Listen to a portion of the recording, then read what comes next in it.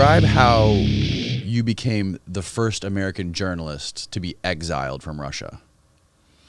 Well, that took place in 2013, and basically, I had gone to Ukraine before. Of course, there was no war at that time. I went to Kyiv to renew my visa. This is a standard bureaucratic procedure. I had all the necessary documents, and the rule is the same for everybody. You have to leave the country, get it renewed, and then come back in. I had an apartment in Moscow. I was accredited in Moscow. I was planning to live there and stay there. And I was informed by a diplomat in the Russian embassy in Kyiv that my presence on the territory of the Russian Federation was undesirable, that this had been the conclusion of the so-called competent organs. That's a euphemism for the FSB, the Federal Security Service, which is the successor organization to the KGB. And I was banned from entering the country, so I couldn't go back. I mean, all my things were there. In the end, my son went to Moscow and packed up my things and brought them back out. And that was it. The Moscow Times, which is an English language paper in Moscow, wrote an article about it. They said it wasn't surprising that I was expelled. It was surprising that it took so long. Really? Yeah. And in fact, I have a long record of confrontation with the Russian authorities and then the Soviet authorities before them, because I went to Russia for the first time as a correspondent in 1976. As at that point, the very, very young correspondent of the London Financial Times. And in 1979, there was an attempt to expel me, which failed. It was based on the idea, or based on the assumption, that neither the British embassy nor the American embassy, since I was an American working for a British publication, and in those years that was very unusual, would defend me. But in fact, they both did. And they threatened to expel Russian journalists from both London and Washington. And those Russian journalists were, in fact, intelligence agents, and they didn't want to lose them. So they allowed me to stay in Moscow. And I was able to remain there for 3 more years to work on a book which eventually was published. And I had intended it to be about the Soviet totalitarian system, but because history kind of began to move very fast, it was ultimately about the fall of the Soviet totalitarian system. And after that, I couldn't go back for a number of years. I was blocked when I tried to travel to the Soviet Union. But in the last years of the Soviet Union, after the Gorbachev reforms had gone very, very far, I was finally allowed back in. I was the last American journalist to be allowed back in, and it turns out I was the first to be expelled in post-Soviet Russia. But between the time that I was allowed in and the time that I was expelled, there were 23 years that I was going back and forth and writing about Russia. I wrote other books. What made you interested in going over to Russia in the first place? And was there any suspicion from Russia that you could have been in U.S. intelligence? There's always that suspicion.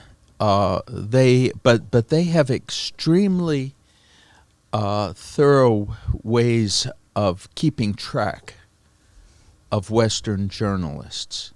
For one thing, we lived in the Soviet times in buildings that were bugged, and where there were video cameras, and where there were guards outside the buildings, and where everyone who came and went was registered and observed. we didn't have mobile phones in those days, but the phones were all tapped. The only way to have a private conversation was to go to a booth and put a 2 kopeck coin into a tin telephone and try to dial a number. In fact, it was quite an effort, actually, to get the damn telephone even to work, let alone to get through to somebody. But if you called from your home, then everything was, of course, monitored. So they knew pretty well what correspondents were doing, with whom we were meeting.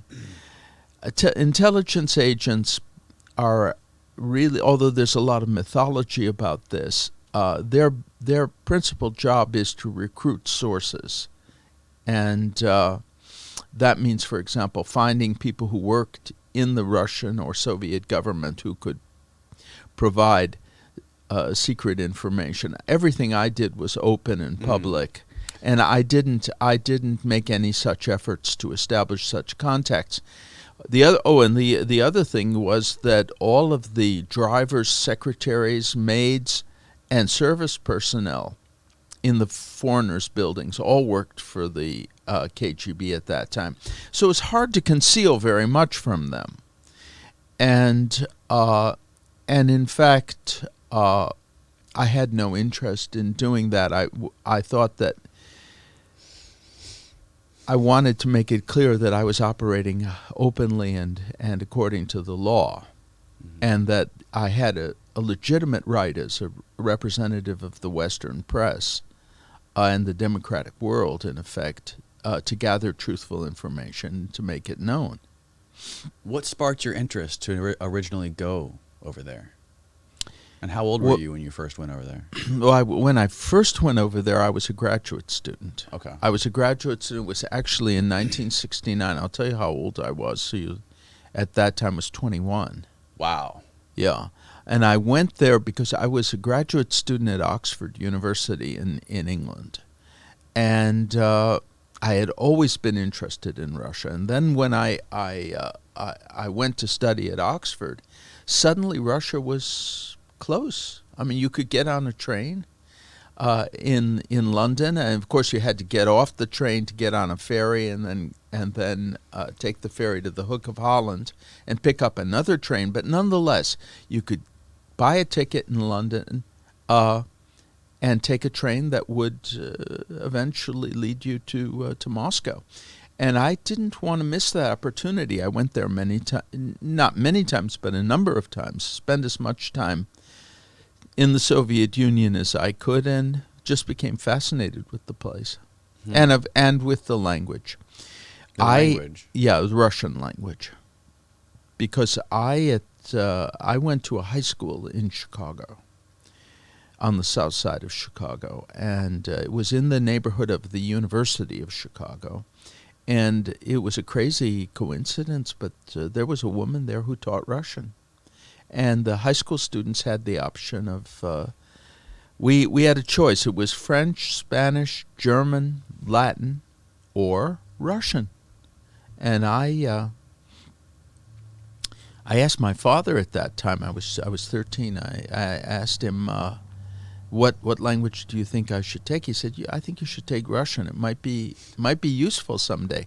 I couldn't imagine how it could be useful, because I knew even at that age that very few people were able to go to the Soviet Union, that to live there you had to be part of a special diplomatic community. It never crossed my mind at that time that I might one day be part of that community, but that's what happened. And I also did something which I would actually advise any student to do, which is I didn't quit. Once, many of the people who took Russian gave up on it. It's a difficult language. Mm-hmm. Many of them decided, oh, heck, I'm not going to struggle with this. I'll study Spanish. In the case of people who had a language requirement that they had to fulfill. But I, after 4 years of high school Russian, during which I didn't learn very much, I thought that, well, look, I still have a little bit of background, and why not build on it? So I I took Russian when I went to the University of Chicago, because to graduate from the University of Chicago in those days, you had to have at least 1 year of a foreign language. And then when I got to Oxford, I continued. And then, needless to say, I got practice when I traveled there. And I spent one summer taking a special Russian course that was organized by the British-Soviet Friendship Society, and I signed up for it. So little by little, I improved my knowledge of Russian, and so that when I went to Moscow, I had a base. And of course, I worked hard with a tutor, and finally got to the point that every journalist should get to, where I could go out and talk to people in their own language, and kind of circulate as almost as if I were a Soviet citizen. During that time, what was your perspective on Russia and Russian people? And did you have like any sort of like goals in mind when you went to Moscow? My goal was to learn about the country and to write about it. I had when I was at Oxford, I wrote a thesis on. Well, let's put it this way. I grew up in as part of the post-war generation, and particularly as a Jewish kid growing up in Chicago, I was very concerned about the Holocaust and the destruction of the European Jews by the Nazis. And from a very early age, I tried to understand why that happened and what did it say about people that such a thing could take place. And you have to understand that I lived in a neighborhood in Chicago where there were a lot of people who had survived the Holocaust, and they told these terrible stories about what had happened to them. And so that information was there for me growing up. And so my first thought was maybe I would take an interest in Nazi Germany. But in fact, I began to think, well, first of all, I don't speak German. And second of all, well, Nazism is part of the past. But in the Soviet Union, you have a totalitarian regime, which is in some ways similar. And you can actually go there. You can go there and see how people live and what's going on. And of course, the fact that I had studied Russian in high school and I had some background, and I had always been interested to read about Russia. So all of these things prompted me to focus on Russia. While I was at Oxford, I wrote a thesis on the theory of totalitarianism of Hannah Arendt, who was a leading political philosopher, maybe the outstanding theorist of totalitarianism. And I came to the conclusion that Nazism and extreme Stalinism, as it existed in the Soviet Union, were basically the two variants of the same phenomenon.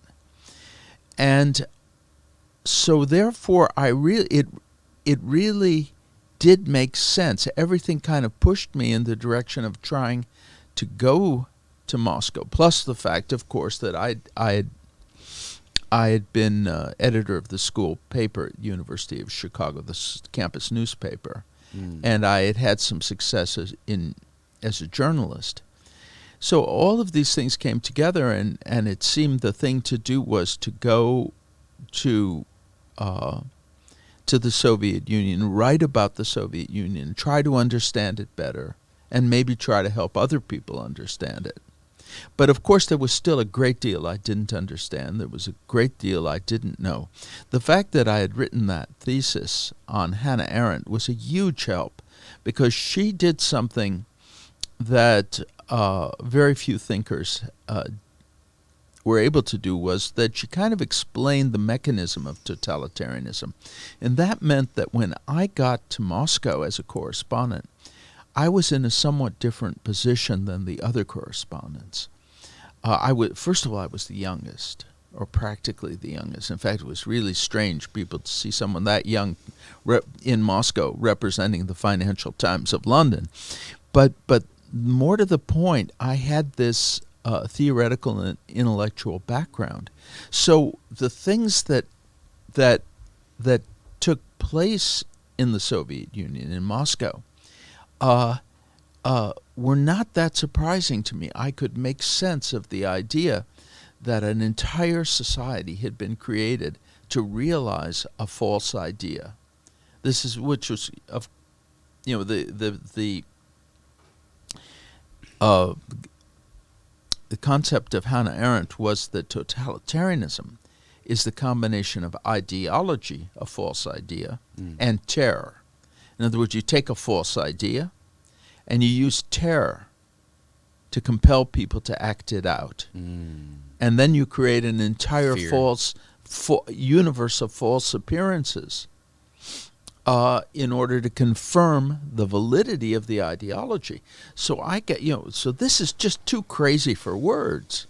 And the average American or British correspondent, including people who are a lot older than I was, they got there and they couldn't figure out, they could never wrap their heads around what was going on. I got there, and I had that advantage. I had the advantage that I had concentrated on getting the necessary theoretical background. So I was able to interpret and explain a lot of what was going on in Russia in a way that other correspondents were not able to do, simply because they hadn't taken those steps. What surprised you the most when you got there? I mean, obviously you had learned a lot about the history and studied plenty about it and written about it, but once you actually embedded there, what? I mean, there's always a it's always a dissonance. difference. Yeah. There's always a difference. It was still a shock, to get there and see the long lines and the drabness and the dreariness, and also the sign. You had everywhere signs, no to the arms race, no to the Cold War.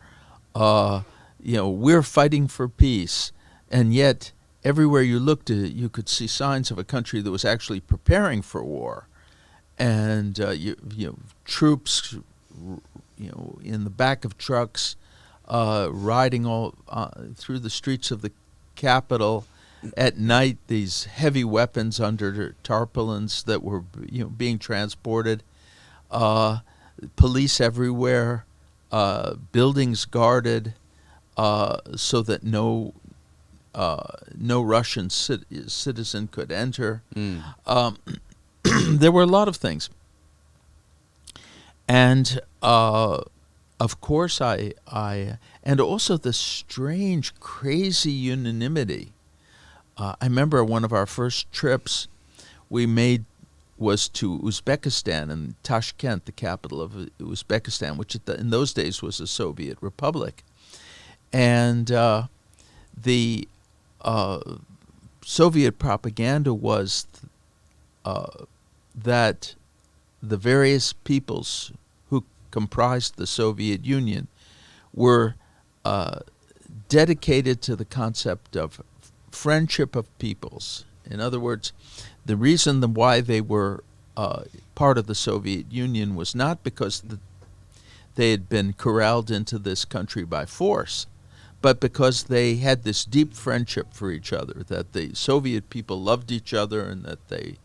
So we had this press conference, and the leaders of the Uzbek Republic were meeting with foreign correspondents. I was one of those correspondents because we made this trip to Uzbekistan, and with us, of course, were Soviet correspondents who were completely programmed.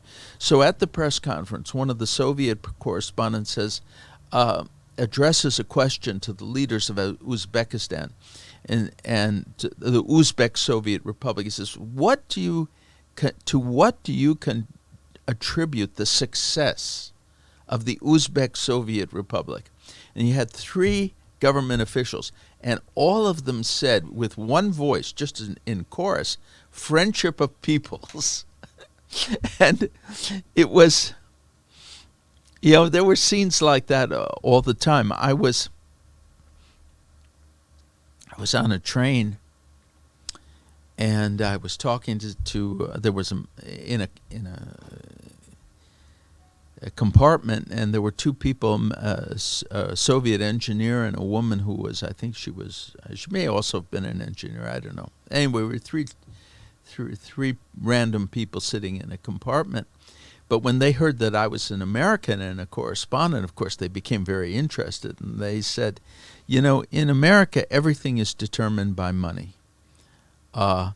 And I said, well, I don't know about that. He says, we have elections.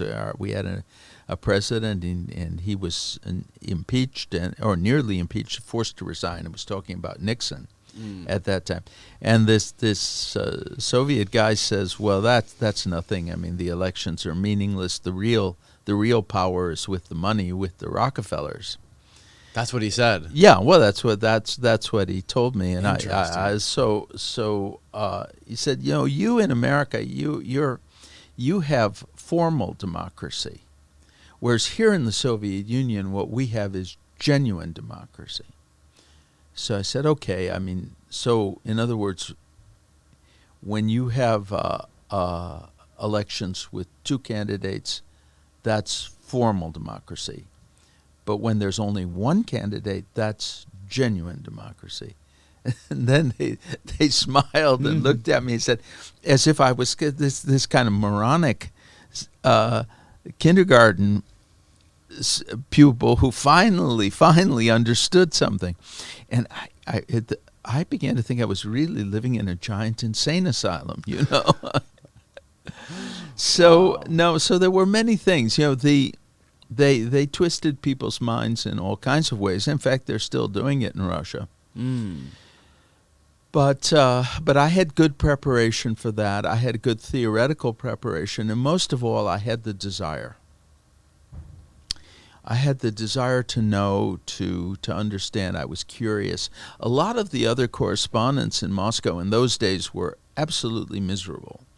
They didn't want to be there. They knew that for the purposes of their careers, they had to spend a couple of years in dreary, uninteresting Moscow, the place where there were no decent restaurants, no decent stores, nothing to do, and where their wives were slowly going crazy, with boredom and irritation, which they vented, of course, on their husbands, and. But I didn't look at it that way at all. I mean, and most of them didn't speak Russian. They didn't make the effort. But even with my level of knowledge, when I got there, I realized that to really operate in the society, I would have to master the language. And I met religiously with my Russian teacher. And it was inconvenient. It was easy to cancel those lessons. But I understood that this was the key. I always think that could be one of the biggest barriers, mainly within the media, because it's like playing the game of telephone. There's so many layers of people that are digesting information, repurposing it for headlines that most people don't read past the headlines. And then before all that, you have the whole language barrier. Like, how accurate are the people that are interpreting what these Russians are saying? How accurate is the translation before you get to all the media, mincing it in the media? I'll give you a good example. We had this reset policy with President Obama. There was tension in relations between Russia and the U.S., and Obama's view was that this was the fault of his predecessor, George Bush. In fact, Obama, when he came into office, was blaming everything under the sun on George Bush. And so he announced a new policy, and it was called the policy of reset. Now, Boris Nemtsov, a Russian democratic leader who was murdered in February 2015, and we talked to a guy who I won't name, who was going to be Obama's chief Russian advisor. And we told him, And at that time, there was already talk about a so-called reset. Mm-hmm. And we told him that Putin is not a candidate for partnership. He's a candidate for deterrence. And of course, he didn't want to hear any of it. And then his career was tied up with, of course, supporting whatever Obama desired. But Who you're speaking about? this is since I know him personally, I prefer it's one of the one of the top advisors, who was behind the reset policy. Okay. And the reset policy was the idea that we were going to change, re-examine our positions and try to meet the Russians halfway. Okay. Well, basically we were attributing an American psychology to the Russians, assuming that we'll meet them halfway, they'll respond, and all the problems will be solved. We just have to show a little goodwill. No understanding of who the Russian leader was, what his background was, what he had done, what he was likely to do in the future. And then to top everything off, when they announced the reset policy, Hillary Clinton presented a red button to Sergei Lavrov, who was the Russian foreign minister, with the word reset in Russian, with a word for reset in Russian that was incorrect. It was, in Russian it was peragruska, and reset is perazagruska.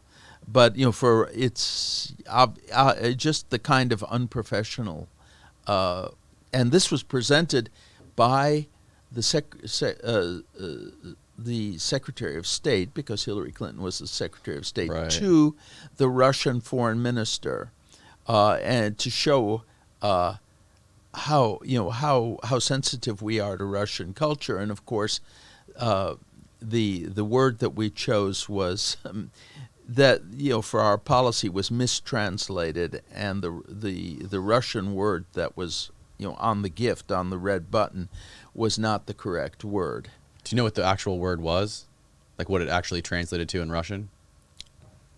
Peragruska, it's reload, but Jesus Christ. not reset. It's just perazagruska is resetting something.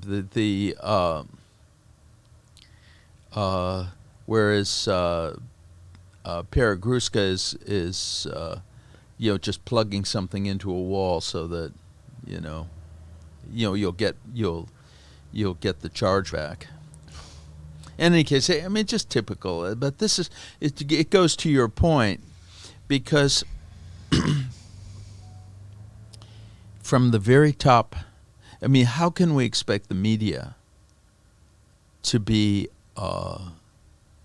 well-informed? How can we expect the public discussion in the U.S. to be well-informed in a situation in which the government is so unprofessional? And let's face it, understanding Russia is not simple. Yeah, I love it takes work. The famous Mark Twain quote, if you don't read the newspaper, you're uninformed. If you do read the newspaper, you're misinformed. Yeah, it shouldn't be that way. It shouldn't be that way. But in fact, just awful stuff. There was recently a big article in the New York Times, a 7,000-word piece about explaining Vladimir Putin and his rise to power. Not a single word about the apartment bombings, which are the real reason why he came to power. Why do you think that is? I think that people reject and are openly hostile to things they don't understand or that are really outside their familiar kind of frame of reference. And they even take, penetration, serious analysis as a challenge, and in some cases even a personal challenge, and react with hostility to any attempt really to to look at a serious question in a serious way. Can you take me through that story of the apartment bombings and how you covered that story? Yeah, okay. Well, that's the most important. I mean, if you want to understand Russia, then you have to understand the story of the apartment bombings. And this is when Putin was... Well, Putin was at first the head of the FSB, which is the successor organization to the KGB. But during the 1990s, when Russia was transformed from a socialist country with all property in the hands of the state to a kind of capitalist society in which, under any circumstances, property was in private hands, the consequences for the Russian people were just horrific. This is when all the oligarchs took out, Well, they were created, but and they were created because the property of the Soviet Union, the resource companies, the ports, the facilities, they were all carved up among corrupt insiders who became known as oligarchs. Okay. They didn't create anything. They were not true businessmen. They were people who benefited from the corruption in order to steal what already existed. But the consequences of this type of privatization were disastrous for the Russian economy, which collapsed. I mean, the national income fell by 50%. Well, that didn't happen even under Nazi occupation. And the population, for the most part, with the exception of a very small group, was thrown into grinding poverty. And it created a profound psychological crisis, which led to, among other things, a very high death rate. In the years 1990, in the 1990s, when Russia was being transformed economically, the death rate in Russia reached the level of it reached unprecedented levels for an industrial country. In fact, during that period, according to demographers, there were 6 million surplus deaths. Now, surplus deaths or surplus mortality is a term that's used by demographers to describe deaths that could not have been anticipated on the basis of previously existing trends. This is what demographers do. They look at, for example, if now it's 2022, they want to say, what is the population going to be in 2030, for example, in a given country? Well, they look at all of the relevant trends, the way the economy is going, the climate, the investment, the health situation, the improvement in medicine, and so on and so forth, advances or problems in the area of child mortality, and then they make on the basis of a reasonable projection, they say, well, the population is going to be X, certainly. Well, people did that for Russia, of course, during the 1990s, and especially targeted the year 2000, which was a logical target. And the difference between what they predicted and what in fact occurred was 6 million extra deaths. Suicide rate doubled. Accident rate went way up. People died in unprecedented numbers. Cardiological, from our cardiovascular disease, cancer, the murder rate, became arguably the highest in the world. All of these things contributed, and there was also just a profound psychological crisis for many people who trained to believe in one system were thrown into another system. For which they were very poorly prepared. In any case, Yeltsin was the president. Mm-hmm. His policies contributed to this situation. Not only contributed to it, they were instrumental. And the result was that his popularity in Russia was practically zero. Public opinion polls showed that he had 2% approval in the country. When Putin was promoted to the role of prime minister from head of the FSB, his popularity rating in the only poll that was taken before the bombings was 2%. It was generally considered to be out of the question that Yeltsin or anyone appointed by Yeltsin could possibly succeed Yeltsin as president. And in 2000, there were new elections, and the Constitution said he could only serve 2 terms. It was at that point that the buildings in Moscow and in Russia began to be blown up in the middle of the night, killing hundreds of people. Those bombings were attributed by the Russian authorities to the Chechens, who had, after a war in the early 1990s, created a kind of independent state, which was not widely recognized, but it had autonomy from Russia. Mm-hmm.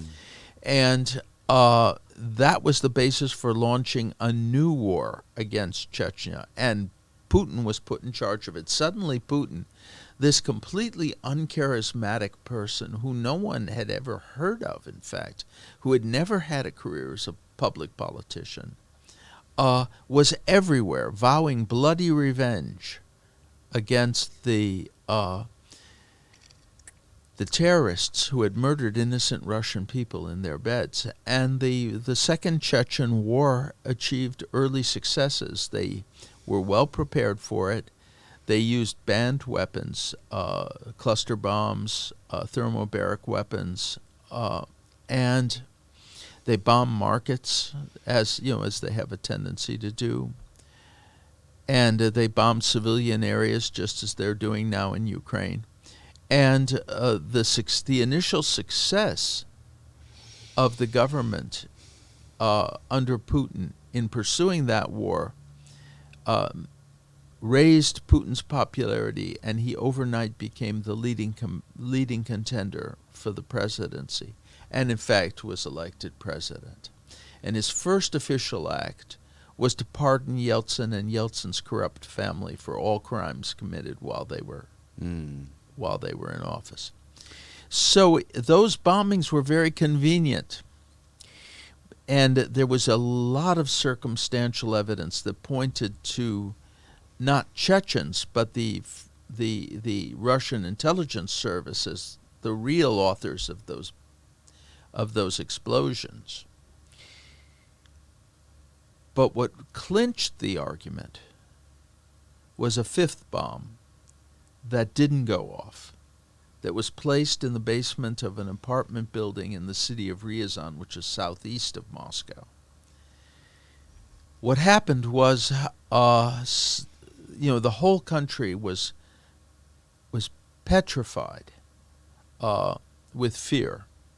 No one knew what apartment building would be blown up next. And at that moment, this bomb was placed in the basement of the building in Ryazan, but people were on the lookout, and the bombers were noticed, and the police were called, and the perpetrators, the people who had put the bomb in the bomb was defused. Mm-hmm. The people who had put the bomb in the basement were caught. And they turned out to be FSB agents, not Chechen terrorists. They produced FSB identification. Really? Yeah. And the bomb was a live bomb.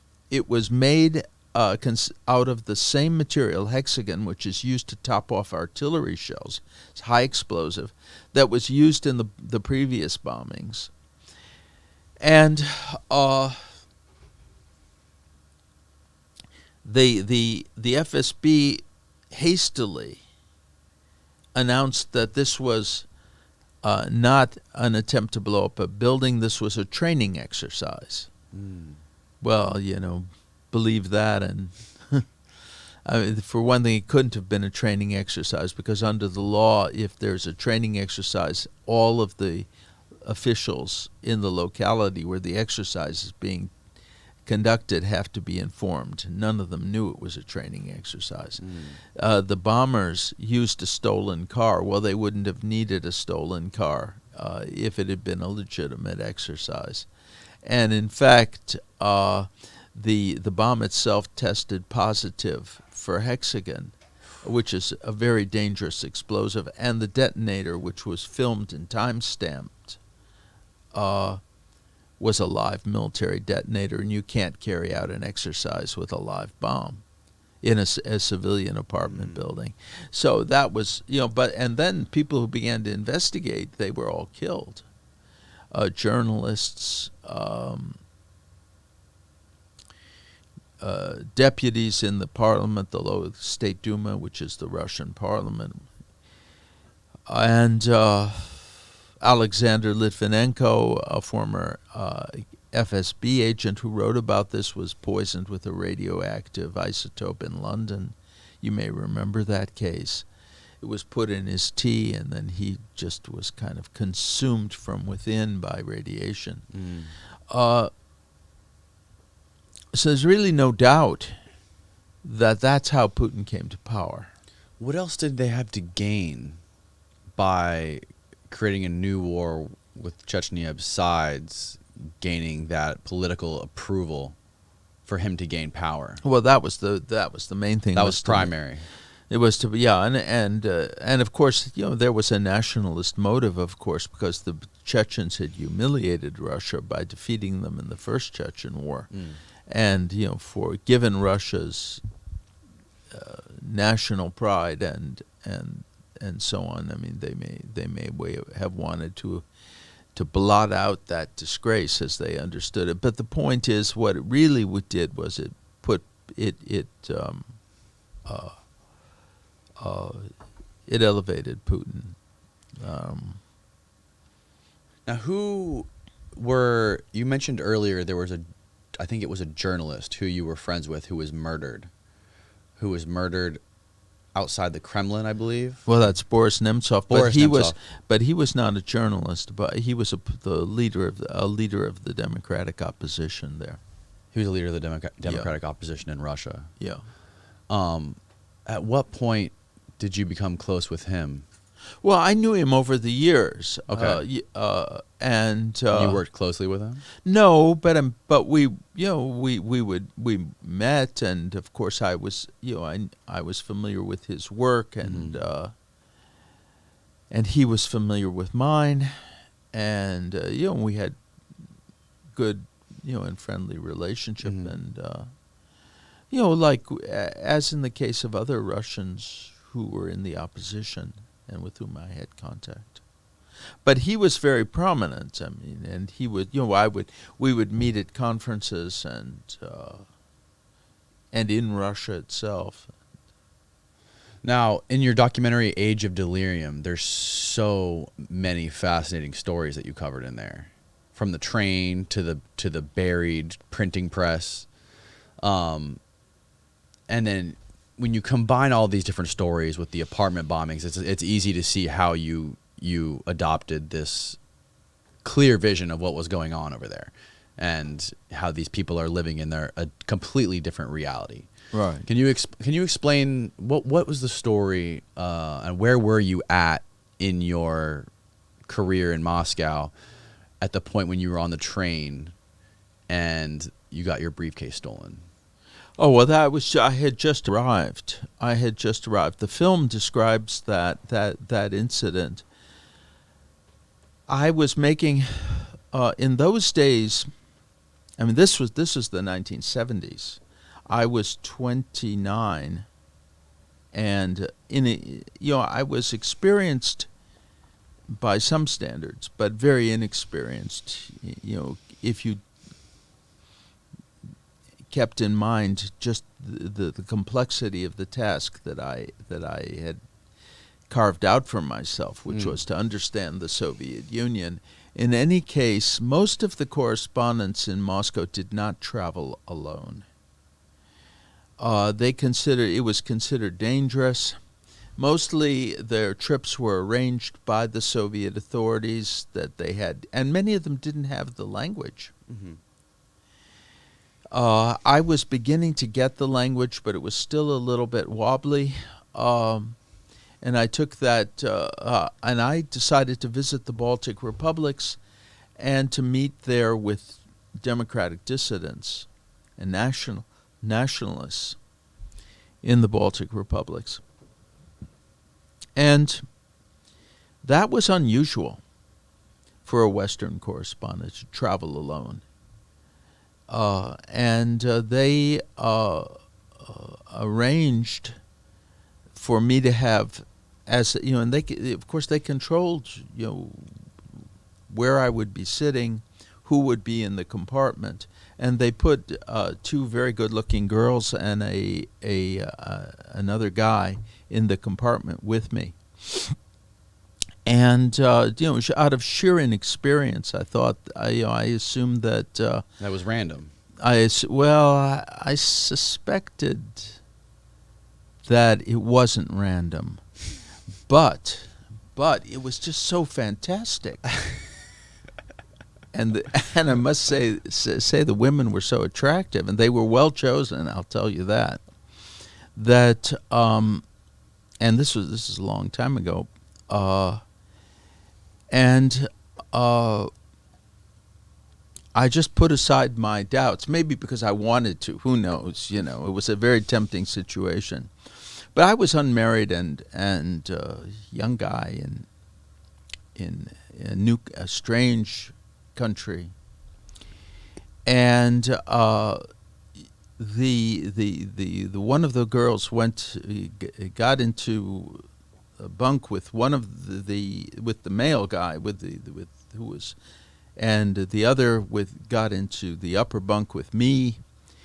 And weren't you guys like taking shots of cognac or something? Oh yeah, they had given us we had tea. They had tea, and there was some kind of sedative in the tea that also relaxed whatever resistance I had, which was not particularly great anyway.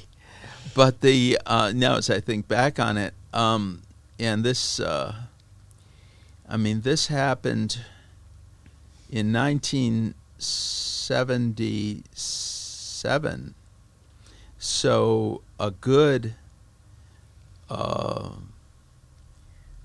long time ago.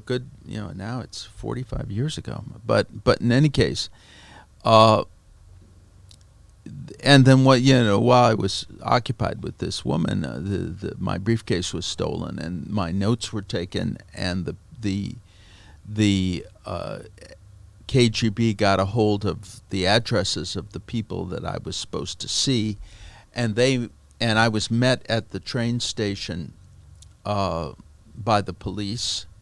I gave a statement, and then at when I went to my hotel, I was encountered by, while I was standing in line to register at the hotel, someone came up to me and offered to shake hands, and then left a piece of paper in my hand.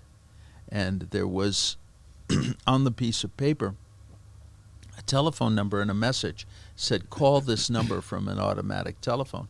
And I realized that this was either the dissidents who were trying to get hold of me or the KGB, and I wasn't sure who it was who now wanted to get a hold of me. It was a situation, was just something absolutely fantastic for an young American in the Soviet Union with no previous experience of the police state atmosphere there. To have, I was without my suitcase, without including things I needed and notes I had taken. And so I made the call from a public telephone, and I told myself that if the voice that answered was Estonian, if they spoke with an Estonian accent, I would assume it was the dissidents. But if they spoke in a clear unaccented Russian, I would assume it was the KGB.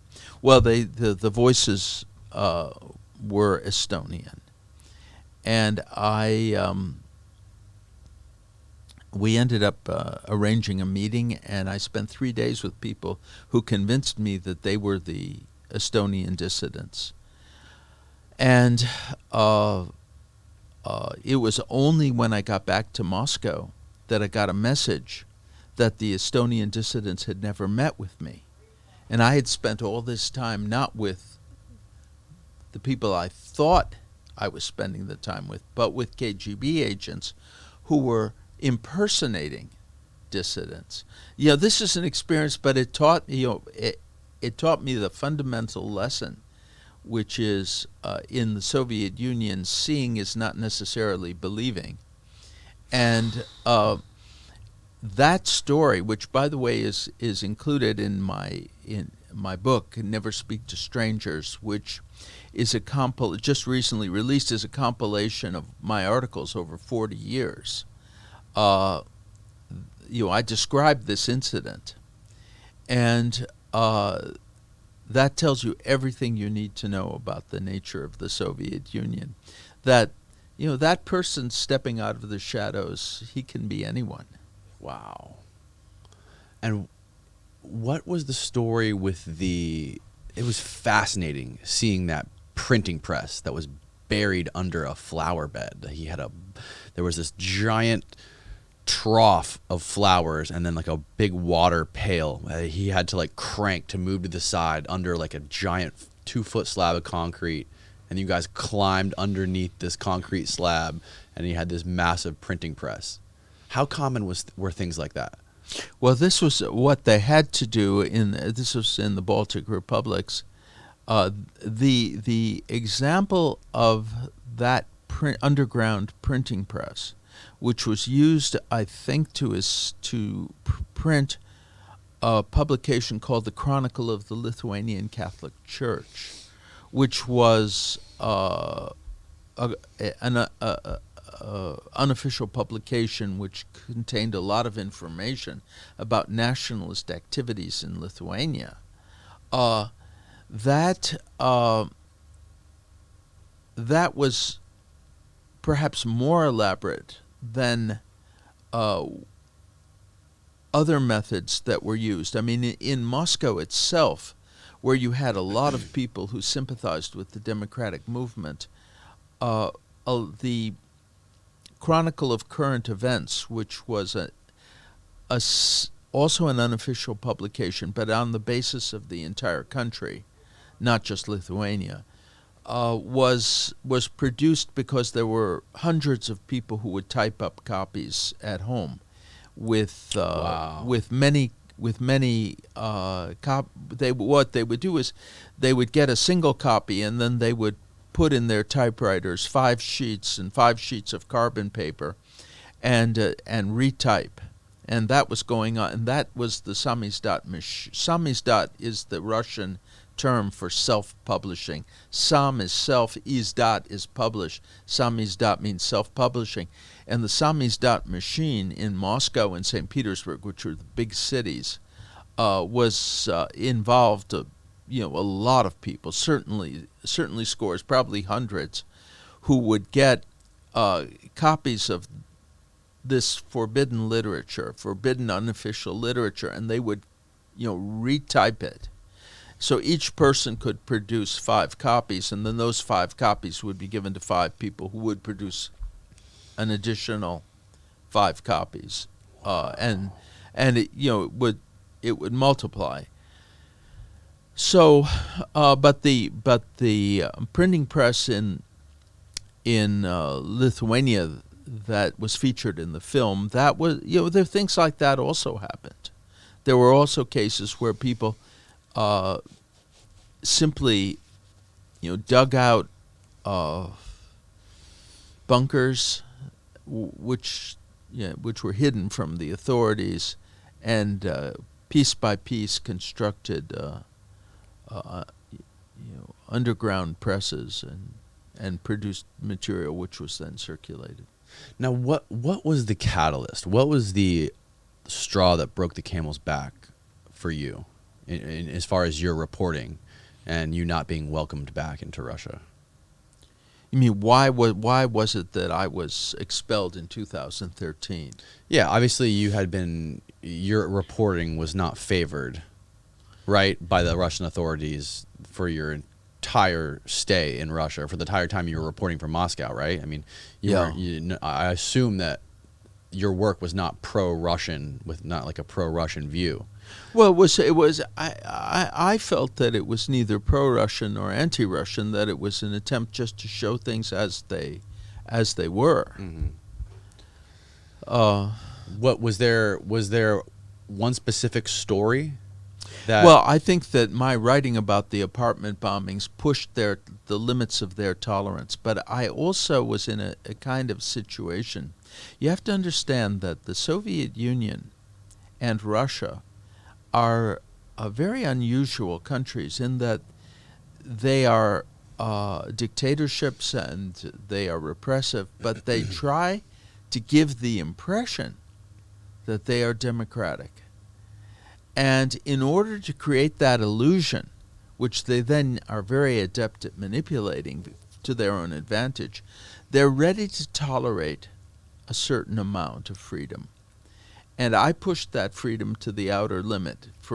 They didn't want to expel me earlier, because that would have been acknowledging the truth of what I was writing. Mm-hmm. They wanted to take the view that, and they wanted to convince others that I was just spouting some kind of conspiracy theory, and of course that didn't bother them. It was just irresponsible.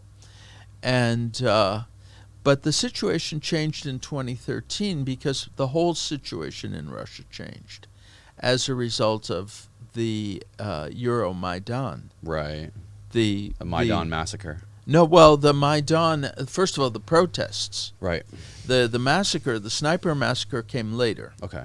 That was it. Yeah, the Sniper Massacre was towards the end, right? That was in February of 2014, but the Euromaidan was the scene of massive popular demonstrations against Viktor Yanukovych, who was then the president of Ukraine and who was, comparatively pro-Russian. Mm-hmm. In any case, that rattled the Russian authorities, because that first of all, in 2011 there had been protests in Russia over falsified parliamentary elections. Those protests fizzled out, but the protest movement in the former Soviet Union, reappeared in effect in Ukraine, and it was ultimately successful. But the mere thought of 300,000 people on the street demanding an end to the government of a kleptocratic ruler, that was enough to unsettle the Russian authorities and to make them reevaluate that area of tolerance that they had previously extended to liberals, foreigners. And it turns out in Russia there's an expression, первая ласточка, means the first swallow, the first sign of something. My expulsion was in effect the first swallow of the wave of repression that would engulf Russia, because although I was, one of the first things they did was to expel me, maybe the first thing. Then there were other repressive measures, and a lot of other things happened. I mean, in the end, Boris Nemtsov, for example, was murdered. A lot of other people were expelled. There were not journalists, but there was a tightening of repression across the board. But the first sign of this was my expulsion. And I think it was connected with the idea that, under conditions in which people have shown their ability to take to the streets, even if they did it in a neighboring country, Russia could not afford the level of tolerance and liberalism that it had been demonstrating.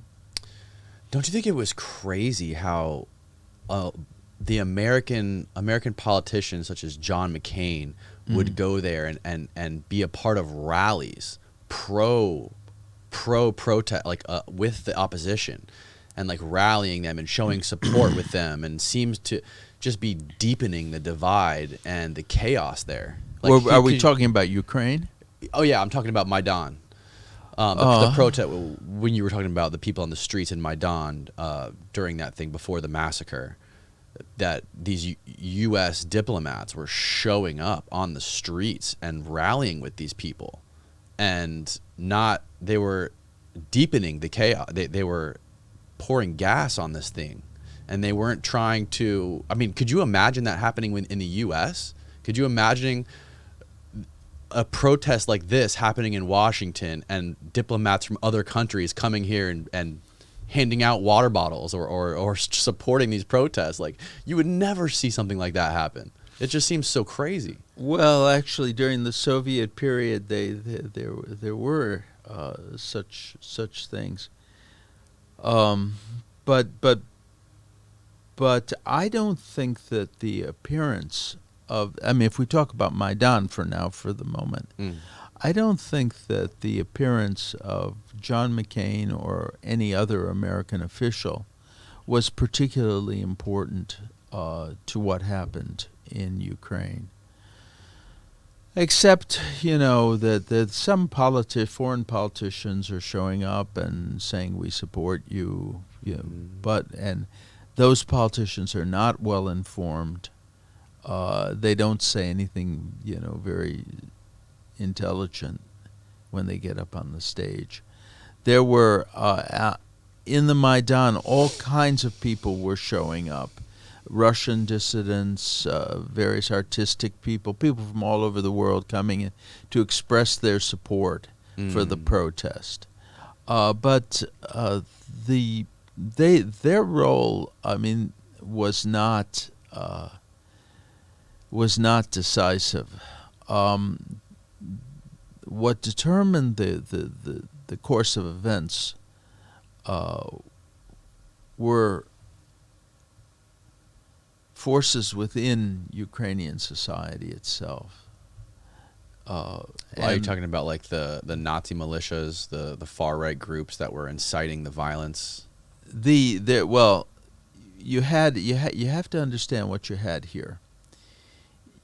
You had a leader, Viktor Yanukovych, who was massively corrupt and had established a very corrupt system.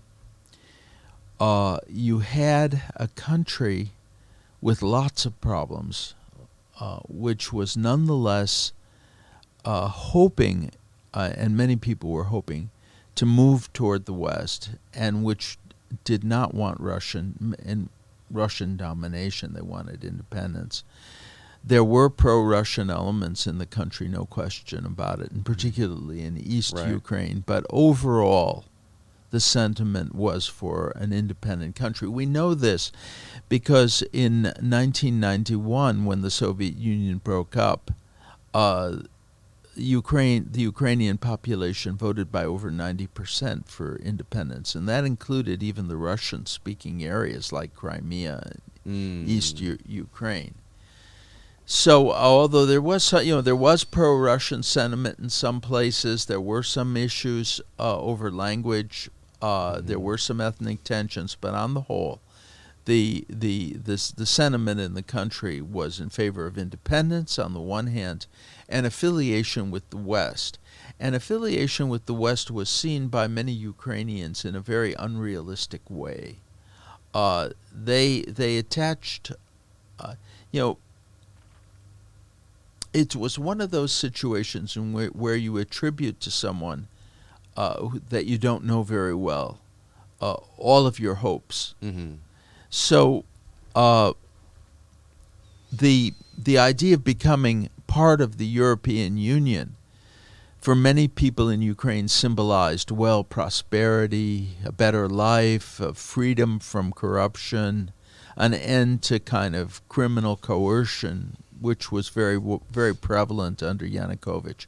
And when Yanukovych had encouraged this to some extent because he was negotiating with the European Right. Union, about the possibility of becoming part of the European Union. And when he announced abruptly that the talks were suspended, or that they were canceled, and there was no indication that they were going to be restarted, that for many people was a blow to their hopes of a better future, because they had pinned a lot on on this idea of moving toward the West. But they pinned too much, in fact, on it. It was unrealistic, because the process of becoming part of the European Union would have been long and drawn out, and Ukraine, because of many characteristics inherited from the Soviet Union, would have had to make big changes that they were not adapted to make. But nonetheless,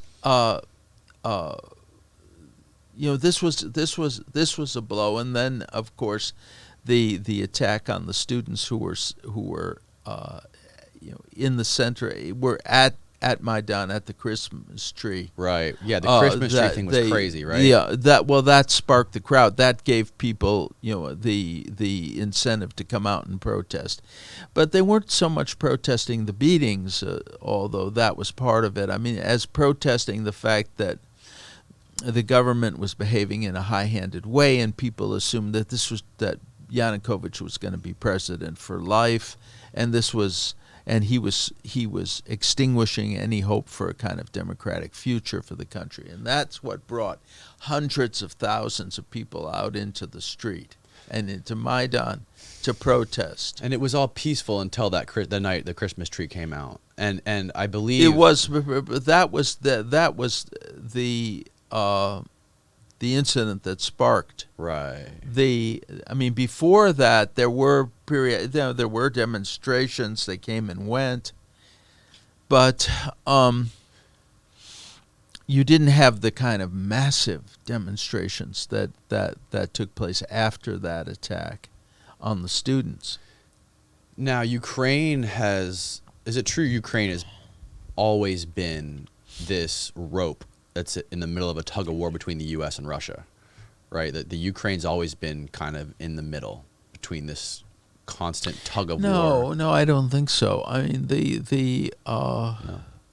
no, there are differences within Ukraine itself, but in fact, listen, in 1997, Russia and Ukraine signed a treaty of friendship. In 2010, there was an agreement. Well, first of all, there was an agreement between Russia and Ukraine, about dividing the Black Sea Fleet. Is this the Molotov treaty? No. Okay. That's something different. Okay. There's one of the Soviet Navy was divided into fleets. There was the Pacific Fleet, the Northern Fleet, the Black Sea Fleet. Well, with the breakup of the Soviet Union, the Black Sea Fleet, which docked at Sevastopol, which is in Crimea, had to be divided between Ukraine. Crimea was Ukrainian territory, and Russia, and an agreement was reached on that. How the ships and the facilities were to be divided, and Russia agreed to lease the port of Sevastopol on Ukrainian territory and to base troops there with Ukraine's agreement. And that agreement was renewed in 2010. Okay. And in 2017, it was again renewed up until 2042. And in 2017, the agreement was, if I recall correctly, that in return for the use of the port facilities, Russia would give Ukraine a discount on gas, which supplied to Ukraine. Well, of course, all these agreements became dead letters when Russia just decided to seize Crimea. Right. Because they'd seized... Which was after Maidan, right? That was right. That was almost like 2 months after the massacre. It was after. Yeah, it was after Maidan. Right. It was after Maidan. But so the president what was the name of the president? Poroshenko. During the Maidan riots. No, but he was not president at that time. Who was the at president? The time that got, was at the time of the Maidan. Viktor Yanukovych was still the president, and he was more of the Russian-backed president. Let's go back real quick. The Orange Revolution. Yeah, well, that was 2004. That was 2004. Yeah. And what was the reason for the Orange Revolution again? The election falsification of the election results between Yanukovych and Viktor Yushchenko. Yushchenko, okay, and Yushchenko was the guy who was backed by the U.S. and Yanukovych was the guy who was backed by Russia. Well, it's hard to say. I mean, I think that I think he had a didn't. I'm forgetting his name again. The other guy, the guy who I just said was backed by the U.S. Viktor Yushchenko. Yushchenko. His wife worked in. I know his wife. I mean, his wife is from Chicago, just as I am. Wow. I mean, she's for the Ukrainian community in Chicago. I knew her actually before she married him. And didn't she work in politics in the U.S.? A little bit. She worked. She had a job in the State Department, but that was not. I wouldn't attach too much importance to that. The real conflict in 2004 was over the integrity of the election result. Because what was the guy's name that won? Well, Yushchenko won. First of all, he won because protests forced a new election. Right. He didn't officially win though. In the first round. Or originally Yanukovych won. Right. But there were signs of massive voter fraud. Mm-hmm. That led to the protests that were known as the Orange Revolution. The candidate who lost was Viktor Yushchenko, and the crisis was diffused finally with agreement to have a new election under tight control, which took place and reversed the result of the first election. Mm. Instead of Yanukovych winning, it was Yushchenko who won. Right. And the position of the U.S. at that time was that we are in favor of honest elections. Right. Not so much. Well, isn't it also convenient for the U.S.? And if you look at the history of the CIA, that there was a massive revolution there on the claims of election fraud, that the Russian-backed president actually won, and now there's fraud, and now we're going to have this Orange Revolution, and the U.S.-backed president is going to be put in. I wouldn't overestimate. This is what we always do in the U.S. We overestimate our own importance in the situation. The thing is that Yushchenko was backed by the Western Ukrainians and Yanukovych by the Eastern Ukrainians. And in effect, Yanukovych accepted the result.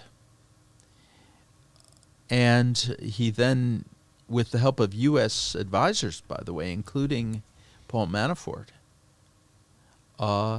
prepared to run again, and this time he did win. He was elected. So, because largely out of disappointment with Yushchenko on the part of Ukrainians, and his certain unfulfilled promises, which maybe, given the nature of Ukrainian politics, maybe he would have had. He was well intentioned, but maybe he had a. He also got poisoned, right, Yushchenko? Well, that came. Yeah, that as well. But after the first round, when they prepared for the second round, he was poisoned.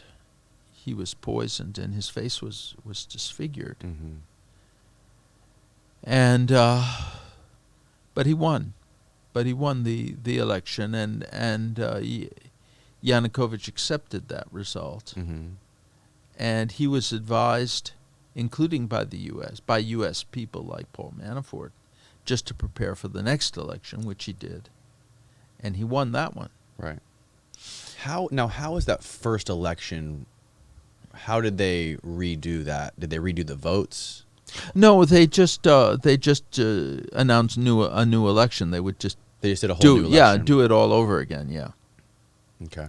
Yeah, and to see, I mean, and it would have been, had there not been all this vote fraud, the new election might have come up with a result very much like the first one. But the difference, the second election was held under tighter control, and it showed that the winner was Yushchenko, which is what people were saying all along, that he had won the first time too. Right. And that result suggests to me that was right, that it was machinations and vote fraud that made it possible for Yanukovych to win the first time. Now, when he came back in 2008, he won. Right. And there was no voter fraud? Well, if there was, both sides, I mean, there may have been to some extent, who knows, but both sides accepted the result. Now, during the Maidan Revolution, who was more to benefit from that, the U.S. or Russia? The U.S. doesn't really benefit. Did they benefit in any way from that? Because if you look at all the U.S. benefits in an abstract way. If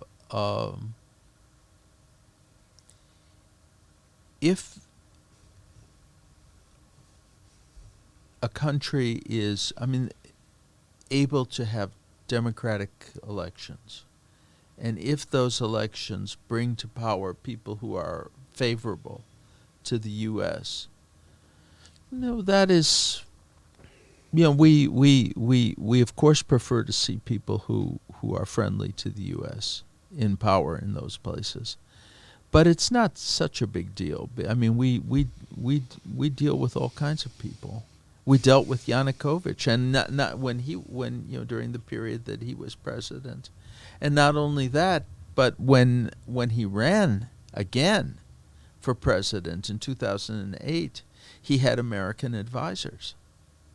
So I wouldn't, this is the big mistake that we Americans always make. We always think that, America determines everything. We determine a lot. We don't determine everything. A lot depends on factors within the country that's concerned, whether that country is Ukraine or some other country. It seems like we have so much. We've always, since forever, we've had so much interest in the Ukraine. I mean, and especially if you watch that documentary Ukraine on Fire, when you see that recorded phone call between Victoria Nuland and Gregory Pyatt, and they're basically discussing who should be the next leader of the Ukraine. It seems like they're discussing a coup. It's kind of dark. What was your take on that? What did you think? I did look at it. I looked at the documentary. And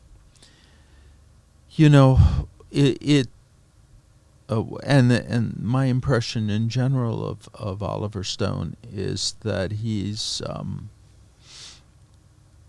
has very superficial knowledge, and he doesn't understand what the events mean. He doesn't have the critical thing that you need if you're going to write about a foreign country, which is context. You have to understand the psychology, the political situation. You can get an outrageous quote from some stupid American official who doesn't know anything anyway. That doesn't mean that they can really control events. They may wish they could. There's a lot to say about the Maidan revolt, and I also saw the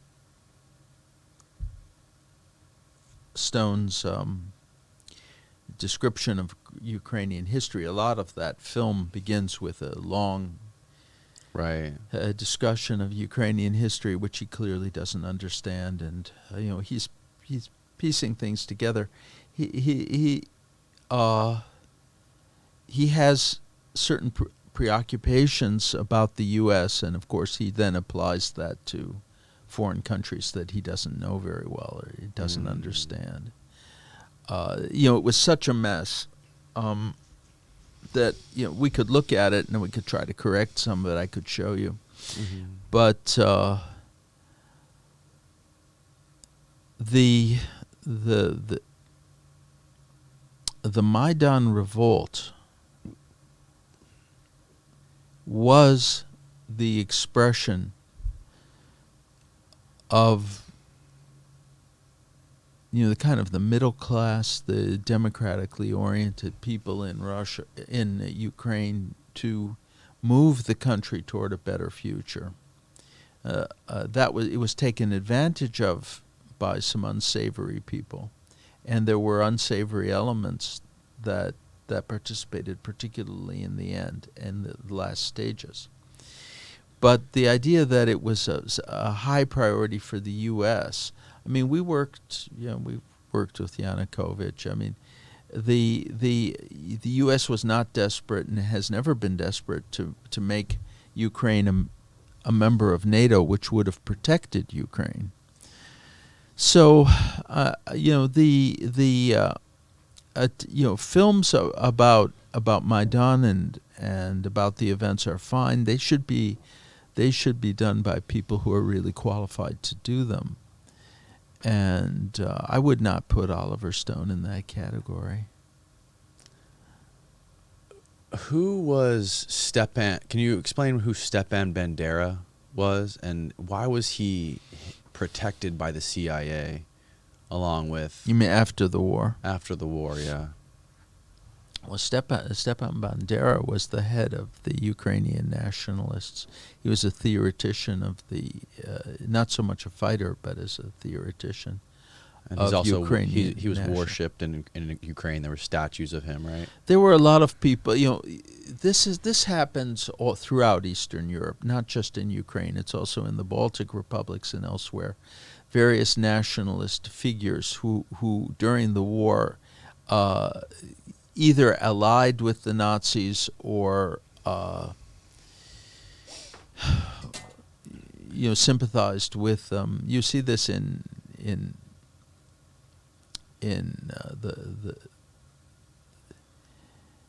Hungary and the Baltics and elsewhere. Is it true that the Ukrainian nationalists, they switched sides multiple times during the war, during World War II? Well, they understood the Bandera nationalists actually fought against the Nazis. I mean, their goal was not they did not support Nazi ideology. They supported an independent Ukraine. And if the Nazis could help them achieve that, so they thought, they could work with them. But the Nazis never trusted them. They understood that their goal was an independent Ukraine. And when it became clear that the Nazis had no interest in the independent Ukraine, the Bandera forces began to, fought both sides. And, both sides were pretty bad in reality. But the Bandera, the Ukrainian nationalists were also very bad. And they carried out horrific massacres. Whether, to what extent, they,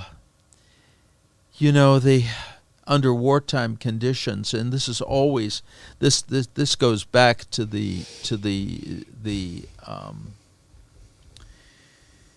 creation of an independent Ukrainian republic after the collapse of the Russian Empire. To what extent the nationalist leaders were directly implicated in the massacres? To what extent this is all complex history that has to be examined dispassionately. I personally think that the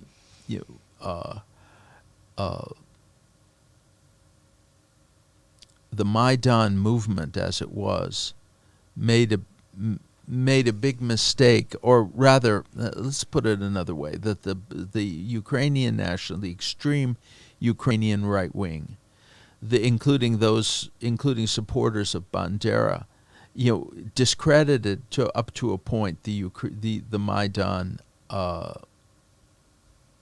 Maidan revolt, which was basically middle class and democratic and pro-Western. And these guys showed up everywhere, Right. and, with their flags and emblems, Right. and calling attention to themselves. When it comes to a regular election in Ukraine, they have very little support. Okay. But in terms of calling it, staging provocations, in terms of calling attention to themselves, and in terms of their readiness to use violence, they were prominent. And of course, the Russians focused on them, ignoring the broader issue, which is that Ukraine was interested in becoming part of the West. Right. There's a lot. I mean, there was CIA documents that were released that proved that the CIA was working with those militias, those neo-Nazi militias, to serve as counterintelligence for the U.S. You mean during the Soviet times? Yes, exactly. Yeah, during the once the Cold War began, these people had networks of contacts inside the Soviet Union. Soviet Union was ruled by Stalin. It was a terroristic and closed country. The Ukrainian nationalists were fighting a guerrilla war, and against Stalin, against the Soviet Union. They had contacts that were valuable to the CIA. We used the contacts of ex-Nazi. We used ex-Nazis and their information about the Soviet Union. The thing is, when you're a lot of people, this is the problem when people who don't know the world of intelligence begin making documentaries and offering their opinion. On one level, they're correct, but fundamentally they're wrong because they don't understand the overall picture in which these things happen.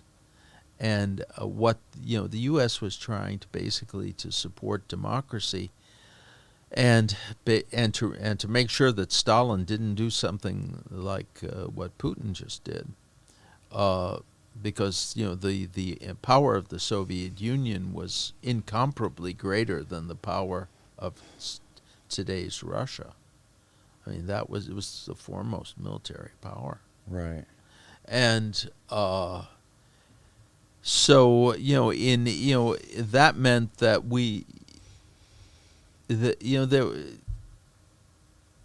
William Casey, who was President Reagan's head of the CIA, made an interesting remark that I think really kind of sums it up. And he said that the fact is, I cannot guarantee or protect the safety of the American people if I'm only allowed. I cannot protect the security of Americans if I'm only allowed to work with nice people. Right.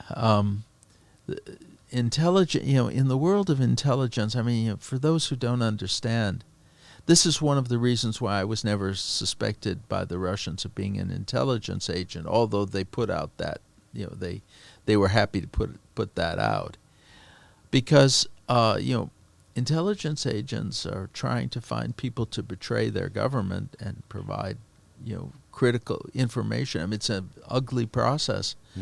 But unfortunately, it can save lives. It can prevent war. It can prevent surprises. And intelligence agents aren't, or especially covert intelligence agents aren't trying to be. They're not publishing stories trying to get attention on themselves. They're trying to stay under the radar. Well, I hope so. But the thing is that the reality is that during the Cold War, faced with a country like the Soviet Union, which had millions of people in slave labor camps, that was carrying out mass executions and we dealt with very unsavory people, no question about it. But we did so in order to protect the democratic liberties of Americans, Mm-hmm. and also to resist a totalitarian power which was very dangerous. Mm-hmm. Now you could say, well, look, why don't you restrict? You're allowed to work with the peace movement, the Greens, with feminists, gay rights groups, but anybody else you better stay away from. Okay, but I mean those groups aren't going to. They don't have the intelligence that we need. Right. In order No, to, I understand what you're saying. I I understand. mean it's yeah, you can accuse people, and you're kind of right, but if in normal society you wouldn't want to have an ally like the former head of the German Abwehr, who was Right. German, but on the other hand he had priceless intelligence. Mm. And these are not simple decisions. And I think that people in the world of intelligence, they even agonize over some of them, because. But So do you think the U.S. and the CIA had no involvement in provocating any of the violence in the Maidan events in 2014? And the massacre and the shootings, the snipers, killing cops and killing protesters? I don't have exhaustive knowledge of everything that happened, but You think it's an over exaggeration? I don't think the U.S. would be involved in that, but the right wing extremist groups definitely could be, and were probably. Why would they kill cops and protesters? Create chaos, and For what though? well, this is a tactic of the KGB. It's called Piccadilly. After the street in London, busy street, Piccadilly, you start shooting everybody, your allies and your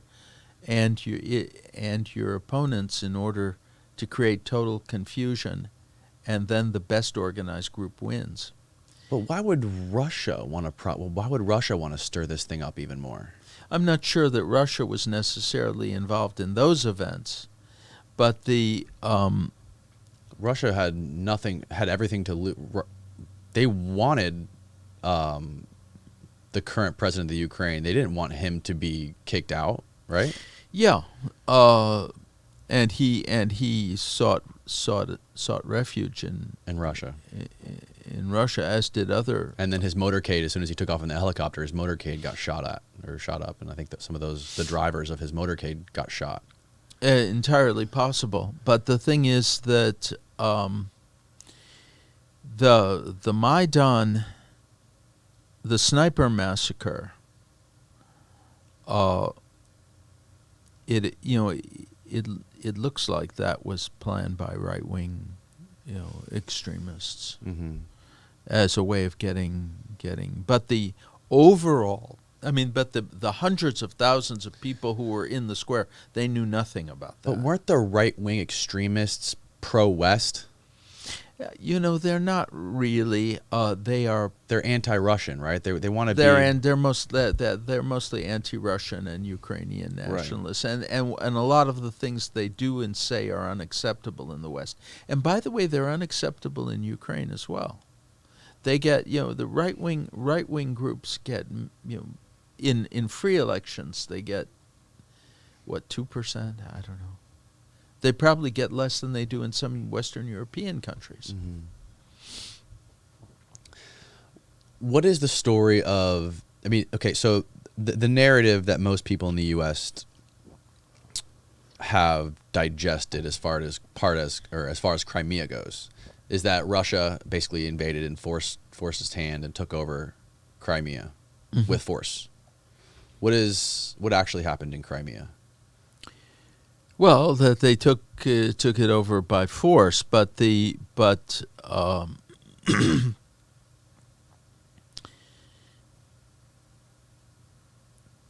they concealed, you see that there were already Russian bases there by agreement. Right. So it was not a Russian soldiers were always there, right? Yeah, and there was an agreement on that with Ukraine. And so it was not a difficult thing for them to, especially in 2014, Ukraine was not prepared for a military confrontation with Russia. There were only about 6,000 battle-ready troops in the entire Ukrainian army. They really had no possibility to contest the takeover of Crimea.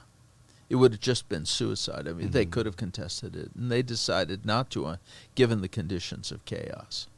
Yeah, which is hence why nobody died. No one died because the Ukrainians didn't resist, And it was carried out. It was carried out with lightning speed, and it was well planned. So basically, what happened was the Russians came in. They took over They basically held the building, whatever the building was, where the votes were held, and the vote came out as 90% voted. Well, that they wanted to be Russian. Here's the thing: under the conditions of the Maidan revolt, the people in Crimea were Yanukovych voters, by and large. Okay. And they're ethnic Russians. Right. So the turmoil in Kyiv could definitely affected the mood in Crimea. But and also once the Russians had occupied the place and announced that there was going to be a referendum, well, how can you have a referendum when somebody has annexed a territory and announced a vote under conditions that they control? But even if, in fact, there was majority sentiment in Crimea, for example, becoming part of Russia, Right. that's not the way we change borders. Right, obviously. We don't, because there could be majority sentiment in Texas for becoming part of Mexico, and we wouldn't go along with that either. Right. The point of world peace is and this has been a fundamental principle since the Second World War, is the respect for international borders. They can be changed, but just not by force. The border, for example, Slovakia separated and became an independent state. It was part of the country called Czechoslovakia. And that was done peacefully by agreement. And the terms were worked out. How it would be. There was a referendum in Scotland about secession from the United Kingdom. So these things can be. I mean, but that type of thing is not excluded. I mean, borders that are changed peacefully are consistent with the post World War II consensus. Well, Crimea, couldn't you say that Crimea was somewhat peaceful, right? I mean, no one got killed. The vote was 90% to go back into Russia. They 90% of them voted to become a part of Russia. And wasn't before that, I'm just being the devil's advocate, but before that, I don't know how long it was, but didn't Russia basically just give Crimea to Ukraine? It was Nikita Khrushchev who made Crimea part of and that was back in the 50s, part of the Ukrainian Soviet Republic. And when the Soviet Union broke up, the Ukrainian Republic included Crimea, which, by the way, voted for independence for Ukraine in 91. Okay. As did Eastern Ukraine. And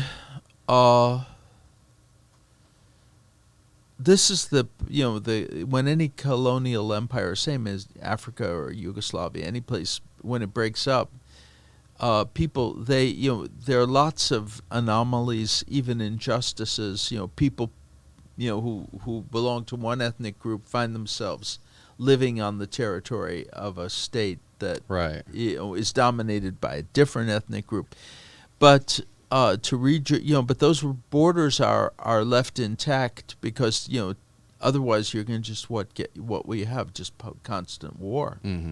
And you know, as the Russians say, there's a proverb: a bad peace is better than a good war. It's so wild, just that part of the world, the people in that part of the world. Someone like myself and most people in the U.S. that are my age could never fucking imagine the blood-soaked history that's just ingrained, that must be ingrained and hardwired into the DNA of the people over there. Well, and that's a good thing that you say that, and that's important for people of your generation and people in the United States in general to keep in mind. There's a reason for we don't have that kind of bloody history.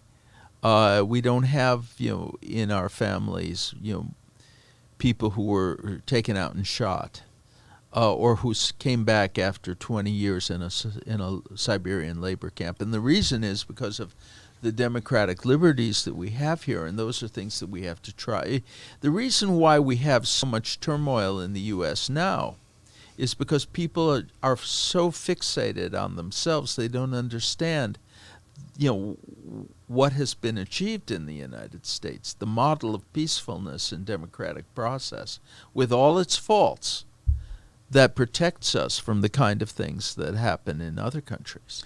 It's almost like things are too good here. It's Well, almost that's like part life of is just too easy. We're just looking for problems. And we we look for problems, and we look for, because Americans, and it's an irony.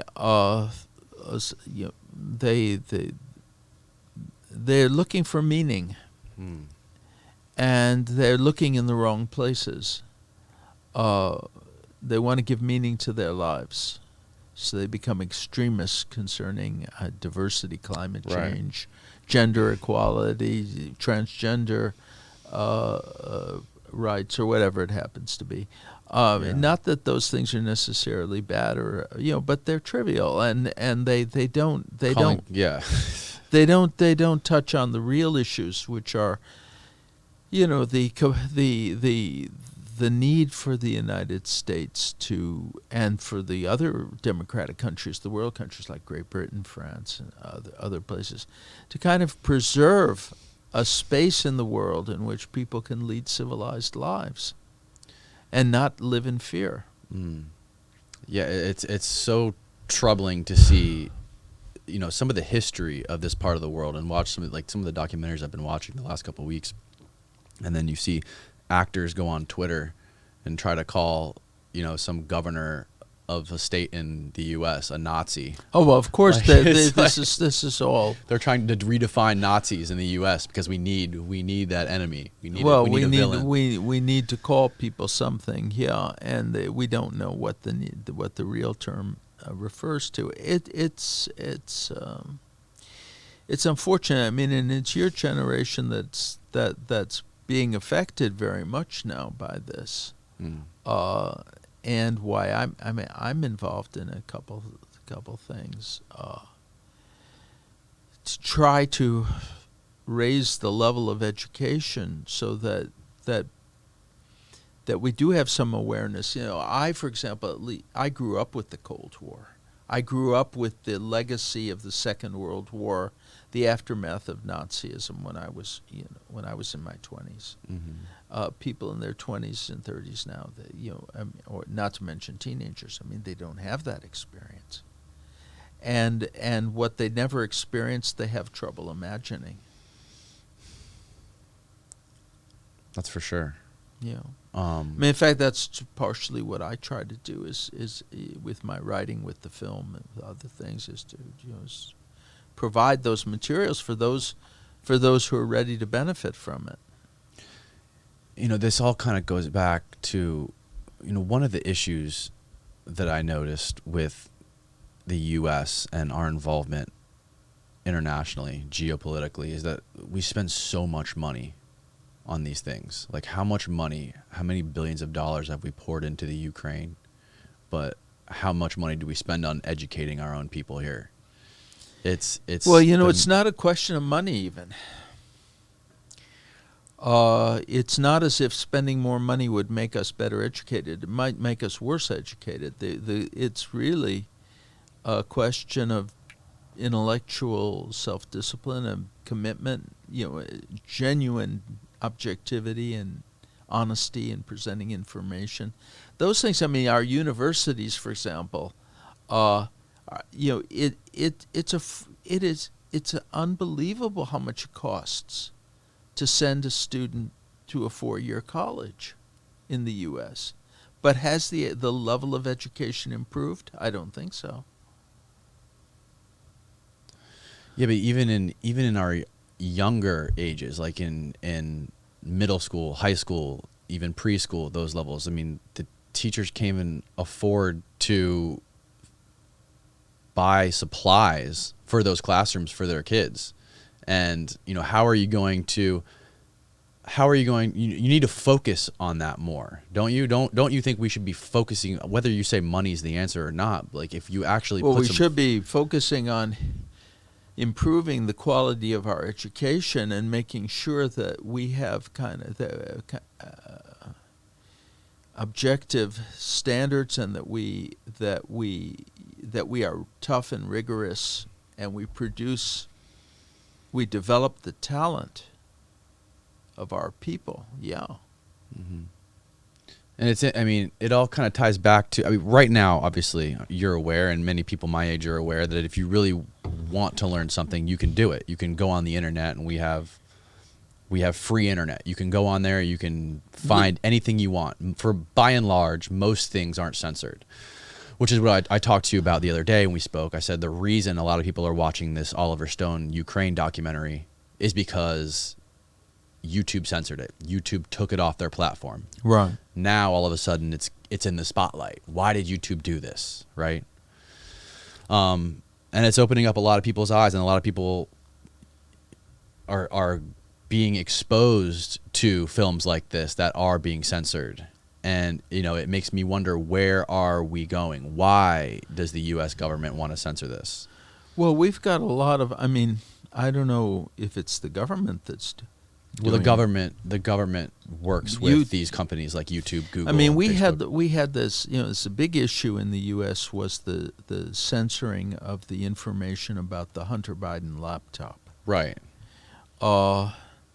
This was this was an explosive charge, which is well documented, mm-hmm. On the eve of the election. And the tech companies, all of them, blocked the distribution, right, including from the New York Post's own website. Mm-hmm. Wow. Now but that wasn't done by the government. That was done by the tech companies on behalf of one political party or political, or one candidate, or one ideology. Well, not ideology, but one hate for one political orientation, I would say. The idea that the tech companies, and then there was this crazy thing where a whole group of former intelligence officials said that information about the laptop was Russian disinformation, when there was no evidence at all of that. The same people who, when they were confronted with Russian disinformation in the Steele dossier, didn't recognize it. Obviously, this creates a real problem. But I think we have to be clear here. These are private companies that are doing this, and there's a case for taking that power out of their hands. Mm-hmm. But that doesn't mean that it's the government that's doing it. I'm unaware, for example, that the Oliver Stone document, that the action of YouTube against the Oliver Stone documentary had anything to do with the government. YouTube and Google, they're capable of acting on their own, and these are oftentimes the people who are the least qualified to make these judgments. The social media has changed the landscape tremendously. I mean, that act of censorship, I mean, some people say it changed the outcome of the election. Who knows? Would a vigorous press and an absence of censorship in the social media have created a situation in which Biden was seen as too corrupted, at least by association, to be elected president? Well, we'll never know the answer to that question. There was the difference in votes was only it was 47,000 votes had changed preferences, or voters had voted instead of for Trump. He would have won. So. Do you think that Russia does meddle in our elections? Yeah, up to a point, but but it doesn't amount to a whole lot. I mean, they are just mostly because they're they're looking for things to do. We do the same thing in other countries, right? Oh well, we were very active in the American citizens in their private capacity played a huge role in the Russian 1996 election. Presidential election. What do you mean citizens? Well, consultants, private consultants, but with great government connections, and also I mean, that's a whole separate story. But the American, the Agency for International Development, we gave aid. We handed out aid to political factions that we wanted to succeed in Russia. Is this the Hillary Clinton thing? The Hillary Clinton? No. This is something different. I mean, this is civil societies. Yeah. No, this was. We were very pro Yeltsin, and we were very concerned that the communists would win in 1996, and we did everything we could to foster democracy as we saw it in Russia, but we instructed people how to organize votes, how to canvass, how to, create political ads. But all of our good advice went only to one side. Mm-hmm. The communists and the leftists, who were more anti-U.S., more anti-Western, they were offered the opportunity to get this information. They didn't react, and there was no attempt made to return their calls. Or, we reacted with relief. Our people reacted with relief that they didn't want our advice. So we were free to kind of give useful advice to the other side. But the point here is that in the case of the Russian collusion in the Trump-Clinton election, which is what a lot of the discussion is about, it was not so much that they were interfering, although they probably did interfere to some extent. It appears that they did. They did some hacking. I was myself a victim of their hacking. Really? And it was written about, yeah. They got into my email. But that we can come to that in a minute. But the real damage that the Russians did was by providing the disinformation that went into the Steele dossier, and that was only possible because basically Americans, in this case the Clinton campaign, were asking and hungry for that disinformation, and wanted and were indifferent to its provenance. That's why that happened. Not so much that the Russians took the initiative, that they reacted to people who wanted to screw their opponents and weren't particularly concerned about the effect it would have on the country as a whole. Well, originally the story was that it was Russia meddling with the election. Then it changed, and then the focus went to Ukraine, and then all the investigations were going to, Ukraine is meddling with this election. This was the 2016 Trump-Hillary election, and it was Poroshenko who seemed to be very pro-Clinton and anti-Trump during that election.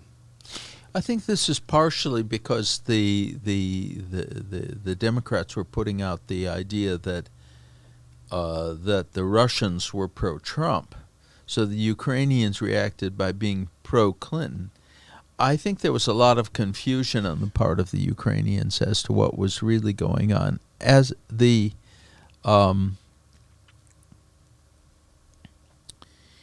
they may have fallen victims of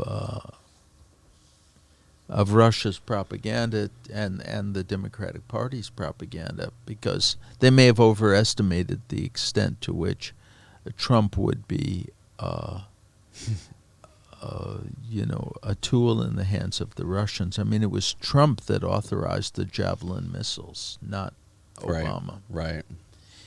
When it comes to Trump, the hysteria becomes such that any kind of objective discussion, and he stokes it. He contributes to it, but we have a situation in this country in which the level of hysteria is such that looking at Trump and what he did do and did not do and evaluating it objectively is just not possible for people. Right. One of the main ideas that Oliver Stone pushes in the Ukraine documentary, I think it was the second one. There was two. There was Ukraine on Fire, which was the first one that goes up to, which basically covers Maidan, and then there was the second one, which goes all the way up to current events, with the election of the current guy. You mean Zelensky? Zelensky. Yeah, he talks about Zelensky. That's where the second documentary ends. But he covers the 2016 U.S. election. He goes pretty deep on it. Basically going back to the idea of how Ukraine had a big part to do with this 2016 election and all the people involved. Specifically, he talks about Hillary Clinton's Civil Society's 2.0 program that she created as Secretary of State under Obama. And the program was to train and fund NGOs overseas. One of the NGOs that she worked with directly was called the International Renaissance Foundation, which was funded by George Soros. So it was not funded by the U.S. government? No, this specific International Renaissance Foundation was funded by George Soros, and the U.S. government provided the training. So we worked with them. We worked with them, right, to provide the training, not specifically the funding for that one. But this was part of the private email network she set up, was part of this Civil Society's 2.0 program, which is crazy something like this exists. And then when you go to, we talked already, Poroshenko was very pro-Clinton, anti-Trump. The investigations into Ukraine meddling broke out. Paul Manafort was proven to be working directly with the Ukrainian party, the Party of Regions. Well, that's Manafort's. That's Yanukovych's party. Yanukovych's party, right. Yeah.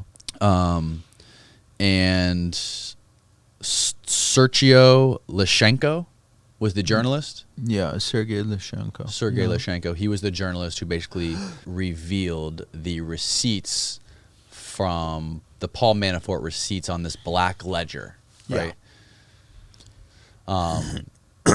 What was your view of all of this when it was going down?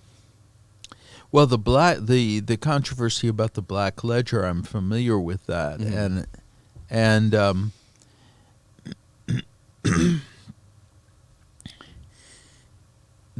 I don't think that any of this stuff had much impact on the U.S. Election. Knowing the region a little bit as I do, my guess is that the Ukrainians were influenced, and this is conjecture on my part, so take it for just an educated guess. Okay. Were influenced by the charges against Trump. that insofar as Trump was being accused of being a Russian agent, they took it upon themselves to do what they could to help Hillary, who was his political opponent. And in particular, people who had been part of that NGO world in Ukraine, may or may not have taken the initiative to provide dubious information to undercut, for example, Paul Manafort. I mean, Manafort was an advisor to Yanukovych. Now he ends up advising Trump. So that fit in with the kind of narrative that was created that Trump was somehow under the control of the Russians. The reality being, however, was that Manafort was, a political advisor to all kinds of people, not just Yanukovych, and that Trump presumably hired him not because of his connections to Russia, but because of his skill in winning elections, which he had demonstrated.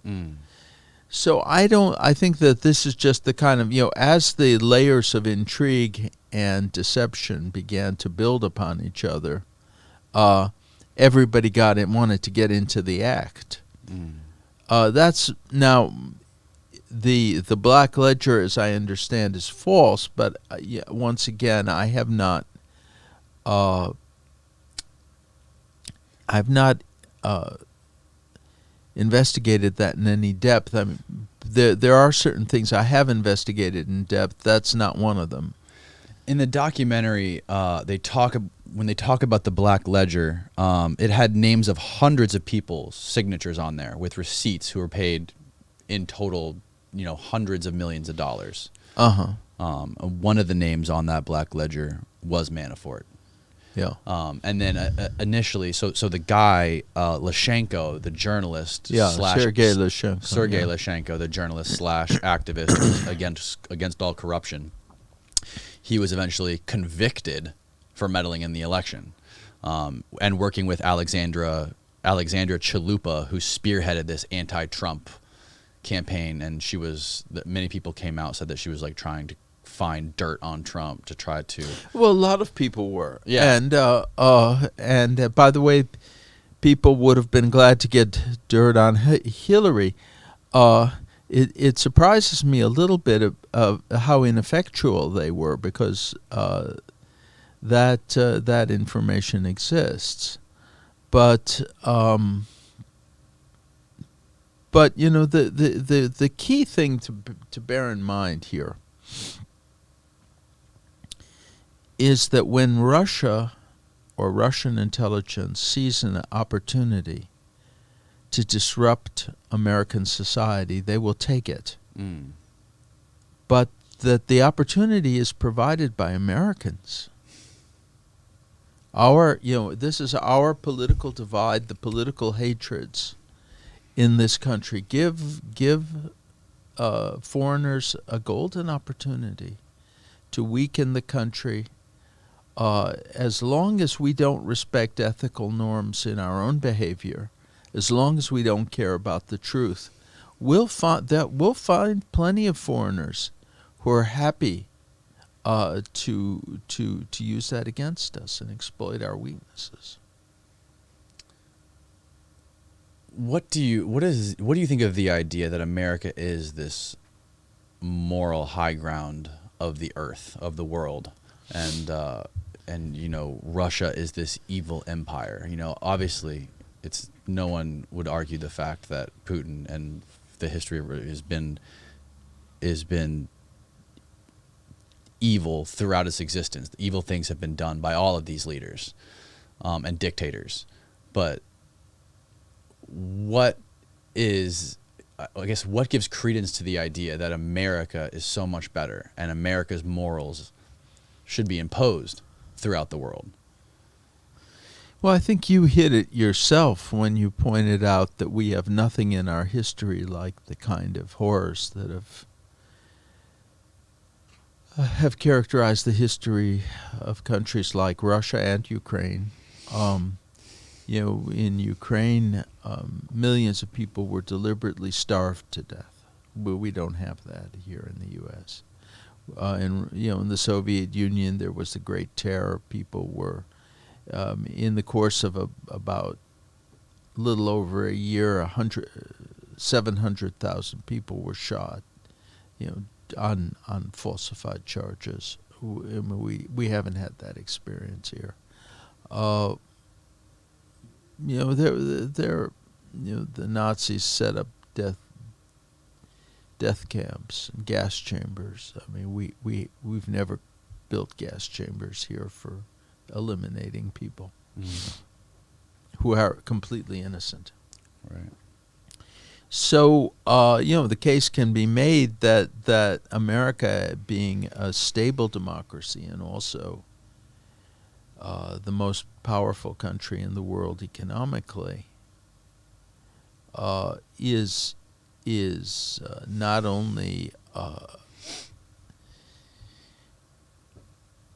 good candidate for world leadership, but even is obliged to assume that role for the sake of everybody else. Because other countries, other countries talk about American domination. What they're talking about is the ability of democratic ideals to undermine the power of various dictatorial leaders. We talked about this on the phone a couple days ago, but there's the idea that, or some people are saying, maybe the U.S. shouldn't have anything to do with this Russia-Ukraine conflict. Like, should we stay out of it? Mm-hmm. What is our business funneling billions of dollars into Ukraine to give them weapons and training to fight Russia? Like, why? Why not let Russia do what they do? Let them take over Ukraine. We could do that. We could just say, go ahead and brutalize Ukraine and take it over. But then the whole world becomes less stable, because if we are in a situation in which any country is free to just grab any part of any country that they like, or dominate any country, or invade any country, or attack any country, you've got lots of candidates. War could break out everywhere. And it gives a free hand to leaders like Putin to use terror and in their own interests. I mean, they're already carrying out assassinations all over Western Europe, ignoring the sovereignty of European countries. There are suspicions they've carried out assassinations in the U.S. The only reason they don't do more of that is because they are to some extent constrained. A peaceful world, and a world that respects the rule of law, is an advantage actually to everyone. I wonder if the U.S. didn't put all those arms into the Ukraine, if there would be much of all this fighting and all this death. If they weren't sort of preempted to fight back against Russia. Like, what would happen if we had nothing to do with it? Would it be the same outcome? Would there be all this fighting? Are we not? Is America not? Isn't it is it not in our best interest to funnel all this money into the Ukraine and prop up our military industrial complex and prop up our media and portray Zelensky as this hero, this war hero? Well, and put him on the Oscars. Not that we did that, but there was talk about getting him the Oscar. No, he may yet get an Oscar, but the support for if let's say if we don't support Ukraine, we're going to have a very difficult time supporting those countries that are in NATO. And because although NATO, by and large, taken as a whole, has a strategic advantage over Russia, Russia does have the strategic advantage vis-a-vis the Baltic republics. And they could overrun those republics very quickly. And the Baltic republics could overrun NATO? No. NATO. Russia could overrun the Baltic republics. Okay. Ukraine has a population of 40 some odd million. Estonia is 1 million. Latvia is just a little bit more. So it would be no problem. They could occupy them very quickly if they lose their fear. Having successfully taken over Ukraine without any resistance from the U.S. and any move to support the Ukrainian resistance, under those circumstances, Russia could easily intimidate the Baltics. It could intimidate the countries of NATO, and they have territorial claims in those countries too, by the way. And if they were to succeed, then the NATO alliance would fall apart, and every country would make their own deal with Russia. And we would be faced with a situation in Europe in which a country like Russia, which is run by people who are capable of seizing power by indiscriminately murdering their own people, would be the dominant power in Europe. And that would threaten American security, because we would have, in the absence of allies, of reliable allies, or in a world in which those who are our former allies were making deals with an aggressive power like Russia, we would have very limited ability to withstand them, and we would have very limited ability to react to their provocations. What if they were to decide to carry out terrorist acts on the territory of the United States under those conditions? Our strategic goal is to expand the sphere of security, peace, and rule by law to the greatest extent possible. And if we can't prevent countries like Russia from behaving in a barbarous fashion, at least we can limit the damage and contain them to some extent.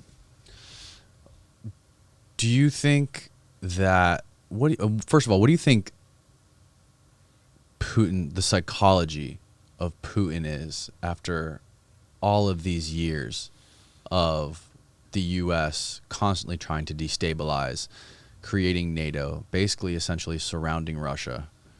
Like, I mean, we have 14 countries are a part of NATO up to the border of Russia. Well, who are those countries? I mean, those are countries that were previously dominated by Russia. The Baltic republics were part of the Soviet Union. The Eastern European countries were satellite countries whose armies were part of the Warsaw Pact. So those countries know what it means to be dominated by Russia. That's why they wanted to be part of NATO. Okay. Not because they wanted to attack Russia, but because they wanted to make sure they wouldn't be dominated again in the future, as they were in the past. That's the whole meaning. I mean, but aren't those countries essentially influenced completely by the U.S.? No, they're not completely influenced by the U.S., but as members of NATO, they're part of a defensive alliance. And in fact, we have many instances in which there are disagreements within that alliance. particularly on the matter of defense, especially between the U.S. and Germany. But the U.S., for example, is opposed to many NATO countries getting their gas from Russia for exactly this reason, that it weakens our ability to contain Russia. Right. But those countries who suffered under Russian domination, and now and that includes NATO countries and non-NATO countries like Ukraine and Georgia and Moldova, they were concerned to become members of NATO, not because they intend to attack Russia, but simply so that they would have protection against being dominated in the future the way they were dominated in the past. Now, it's very interesting that Russia has directed its aggressivity against non-NATO members, Georgia and Ukraine. Georgia was invaded in 2008. Ukraine was invaded in 2014. The NATO countries were not invaded, but they could have been had they not been part of NATO. I mean, Estonia is not a match for Russia. Estonia has only 1 million people, and there are parts of Estonia right on the border with Russia that are completely Russian-speaking and inhabited by ethnic Russians. Now, those people don't necessarily want to be part of Russia, but Russia could always claim that it's acting to defend them, whether they want to be defended or not. Right, whatever's convenient. Yeah. So that this whole explanation that we were trying to destabilize Russia's, or that there was some kind of ill intent toward Russia, there was only the intent to make sure that countries that had been part of the Warsaw Pact and had been part of the Soviet Union could no longer be the subject of various intrigues and attempts at destabilization. They would have that stability, and they would have, of course, the reinforcement of NATO for their democratic institutions. That brings me back to you bring up Georgia. That brings me to one of the main points I wanted to ask you about was Odessa, which was something happened in Odessa after Maidan, after Crimea, right? Yeah. It was armed groups from Maidan showed up and they burned a building, killing 15 It was Russians. the trade union headquarters, much more than 15 people. They weren't Russians. They were pro-Russian, right? They were the pro. There was kind of, but that was a very complex event. And what is the significance of Odessa, by the way, of that region? Well, it's the biggest Ukrainian port. Right. Surrounded by water. Well, not surrounded by water, but it's on the water. Okay. And the burning of the trade union building, I mean, that. It's one of the things that hasn't been fully investigated to my satisfaction, but it appears that it was the pro-Russian elements that started the confrontation, and then both sides got out of hand. But I wouldn't. That was used by Russian propaganda to recruit people for the war in eastern Ukraine. But the Russian press coverage cannot be taken at face value because in fact it may have even been a deliberate Russian provocation. I think on one of the Ukrainian nationalist. One of those neo-Nazi militias, they celebrated this on their website, that no one died on their side. It was all... Well, they're capable of anything. I mean, there were Ukrainian, pro-Ukrainians who did die. And shots were fired when, there were two groups. The police, the big mystery about the Odessa events when the fire in the trade union building was why the police didn't intervene. Why not? I mean, what was going on? And I have not seen a satisfactory answer to that. But I think that we have to look. There's with these countries, there can be a lot of provocations in both directions. on all sides. Mm-hmm. But we need to look at the big picture here. And the big picture is this: that Ukraine is an independent country, that it had free elections, that power changed hands. Poroshenko lost the election, he gave up power. A new president became the nation's leader as a result of a democratic election. You don't see that in Russia. Right.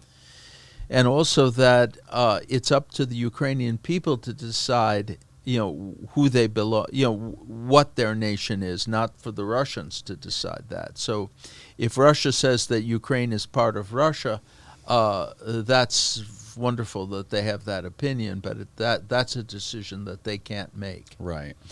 And at the same time, an unprovoked invasion against a country which, for all its faults, is nonetheless democratic and moving in the direction of Western ideals, by a country that is ruled really by people who still have the psychology of the communists and the Soviet Union, and who have no respect for human life, the lives of Russian soldiers or of Ukrainians.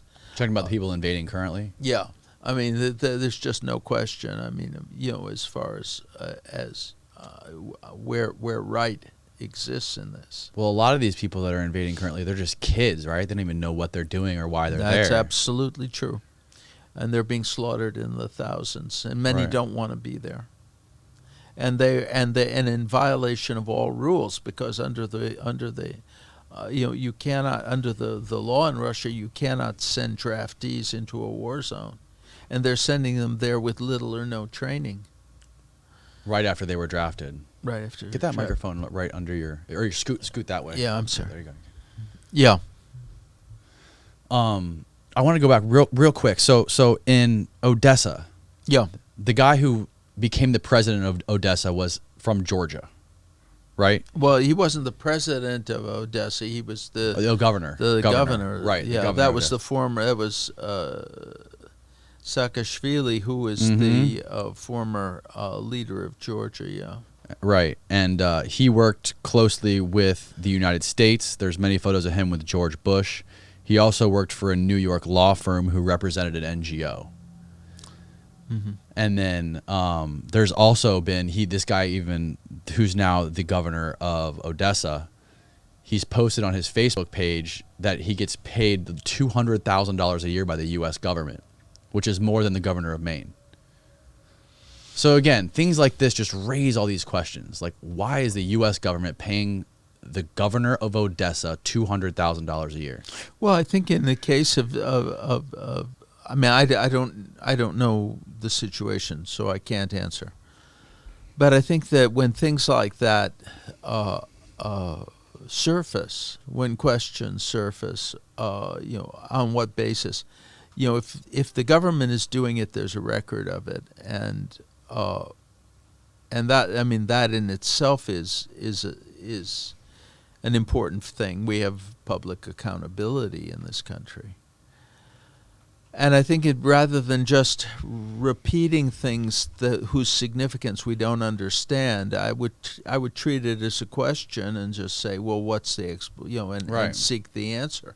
Right. If there's something wrong with it, it can in our system it can be corrected. Well, it just kind of it just makes me question it makes me question Putin's motives. Right? If you see, you have to forgive my ignorance of the history. I can only watch so many documentaries and read so many articles.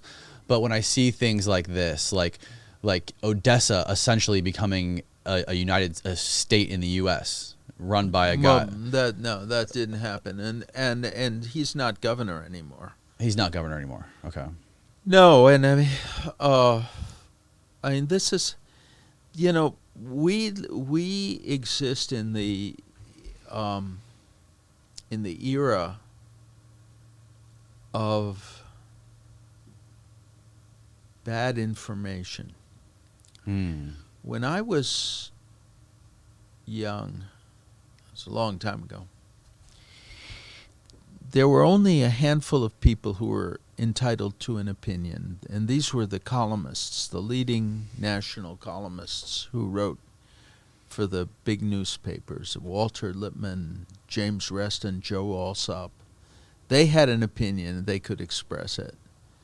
Everybody else could vote, or they could, express their opinions to their friends and families within the four walls of their homes or the homes of other people.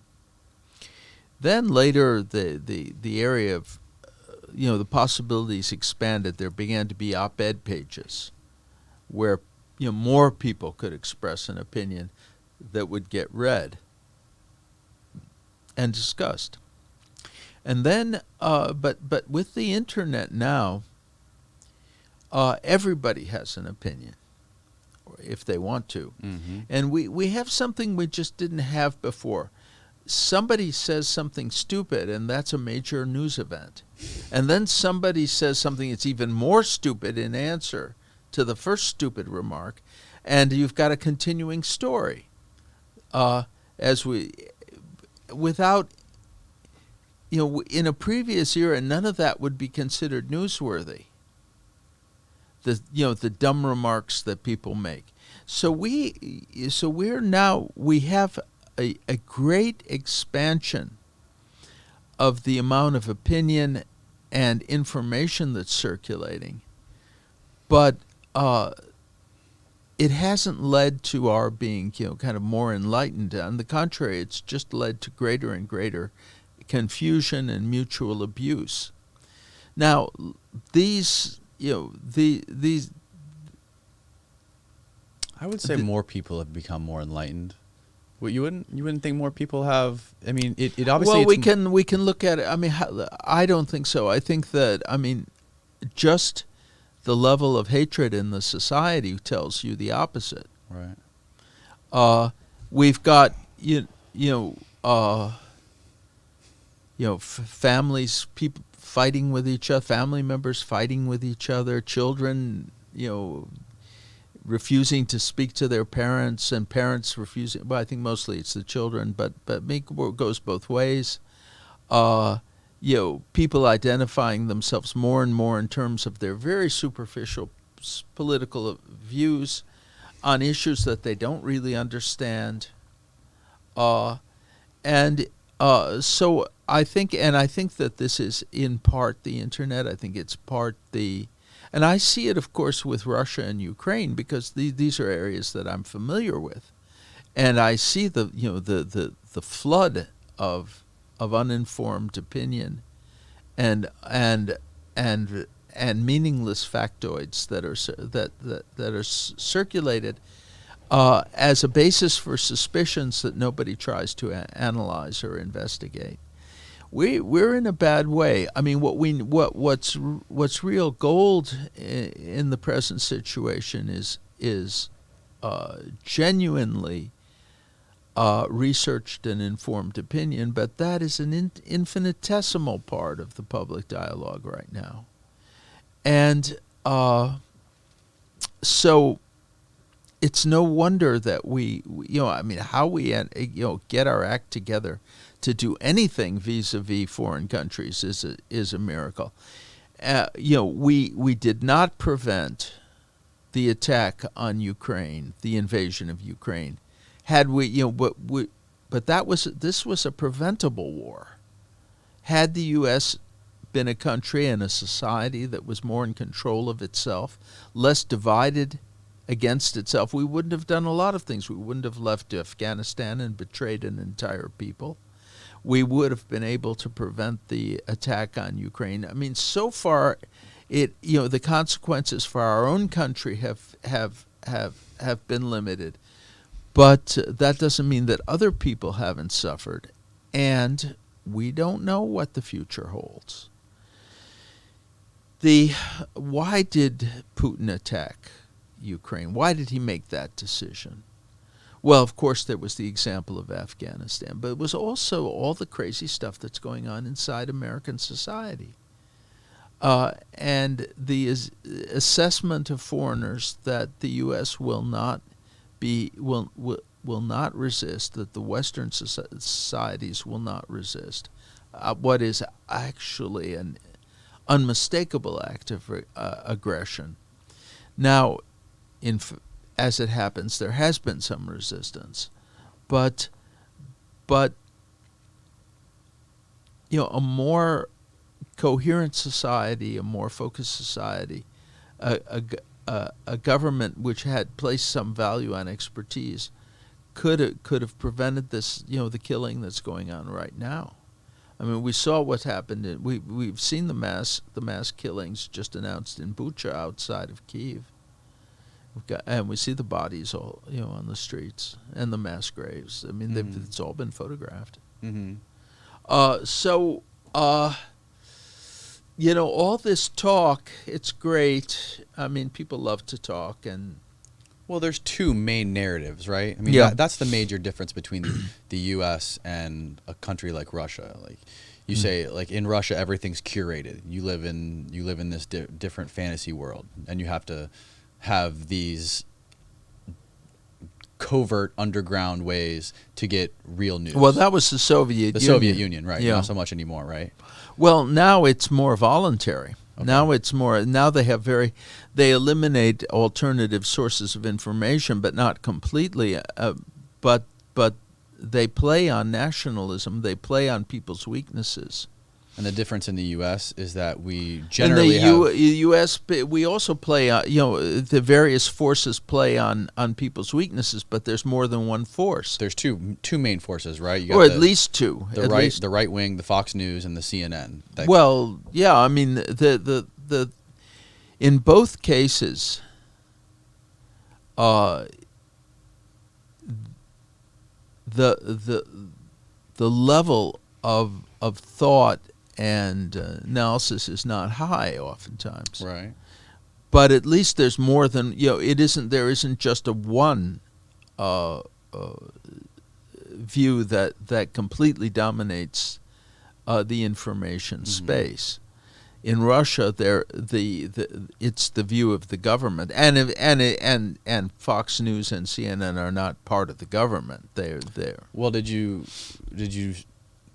know? Mm-hmm. Maybe not. The fact that CNN hires, I believe, I forget the percentage. Maybe you can find this, but there's a large percentage of, or I'm saying this wrong, the most retired Pentagon officials, there's a huge percentage of them that get hired by CNN. Well, and former intelligence. And former intelligence, right. Yeah, which they shouldn't do. Well, first of all, there's a difference here. I mean, the former Pentagon officials who are commenting on strictly military matters, I think that's okay. But intelligence officials who are offering their partisan opinions and basing it, and cloaking themselves with the prestige of the intelligence agencies, that's outrageous. It's just the best thing about what's happening to media, in my point of view, is that now, by and large, people are looking at these big, major conglomerate monopoly media organizations like Fox and CNN, and people aren't taking them as seriously as they used to. We kind of look at them as like the WWF now. Like they're. Well, like I think that cable television has been discredited, and in part because of its own dishonesty. Yeah. But it's good they're discredited, but it's bad that they behave in a way which discredits them. The thing is, it doesn't stop people from watching them. Well, it becomes entertainment, and of course, the thing is, we're feeding very much into a bad cycle where people are driven by their emotions. We lost when the Cold War ended. America turned away from the outside world and turned inward. And then we began to concentrate on a lot of issues that, although not very significant, are actually very divisive. identity Mm-hmm. issues, for example, which translate oftentimes into who gets which jobs. Education, which is a question of how children are going to be raised and Mm-hmm. by whom, the schools or by the parents. Mm-hmm. All things that have a very high potential for mutual irritation, and those are those issues, and not the broader issues of defending kind of basic democratic values in the world and preventing aggression, guaranteeing world peace.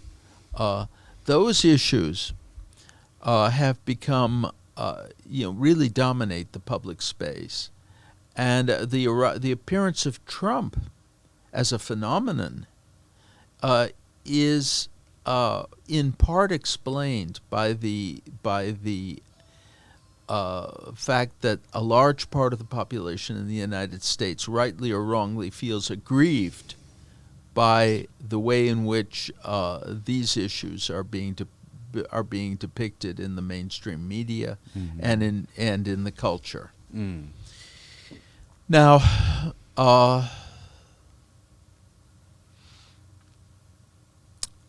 and the result is that America is more and more divided in a way that it's who has the biggest mouth, oftentimes, Right. and the country is weakened, and we lack the ability to do what we need to do.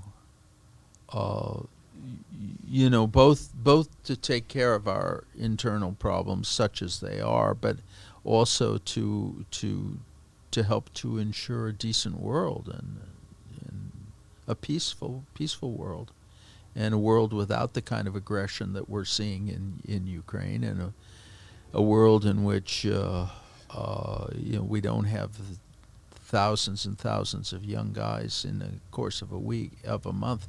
I mean, the combined death toll in Ukraine, Ukrainians and Russians, it must be now over 20,000.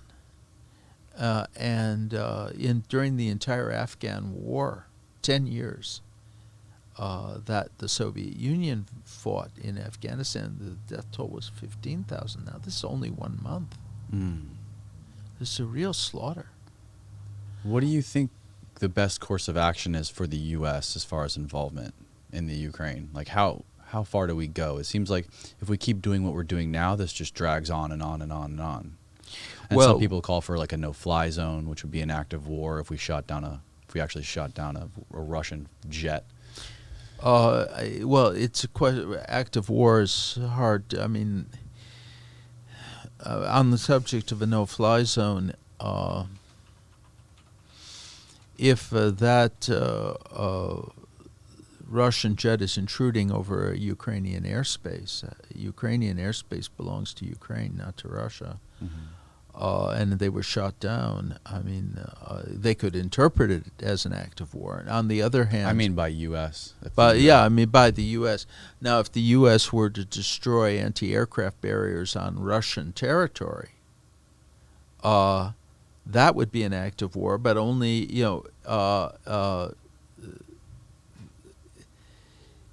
but not necessarily. If those anti-aircraft batteries had been used to shoot down American aircraft patrolling Ukrainian airspace at the request of the legitimate Ukrainian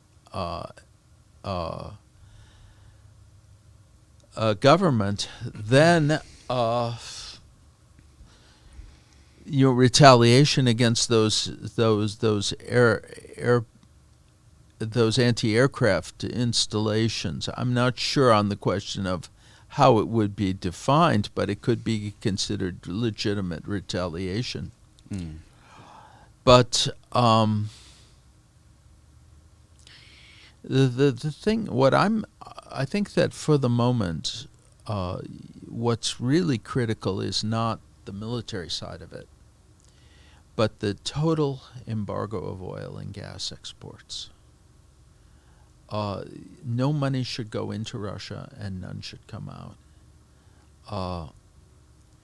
That and the United States doesn't want to risk the lives of American soldiers, and I understand this, or of American pilots. We already gave them tons of drones, right? I think We're giving, now the question is, are we going to move from defensive weapons to offensive weapons? We can do that too, but more important, I mean, and that this is what people are talking about. But in my view, what is much more critical right now is a total embargo on the purchase of Russian oil and gas. Now that means worldwide. Worldwide. That means that Germany. Now, of course, we're lucky it's spring. I mean, that sounds easy. It isn't easy. It means a complete reorientation of the economy. Because we would have to compensate the Germans and the Europeans for the gas and the oil that they're not getting. I mean, there were a lot of things and it would have an effect on environmental legislation and a lot of other things, because we would have to increase our energy production. But, I mean, that's the way. I mean, a no-fly zone would have been great before the invasion. Right. Now it does risk a confrontation, which is unpredictable, and we, of course, I mean, and I think Biden is correct that he, in his reluctance to risk American lives. I mean, we don't want that, right? But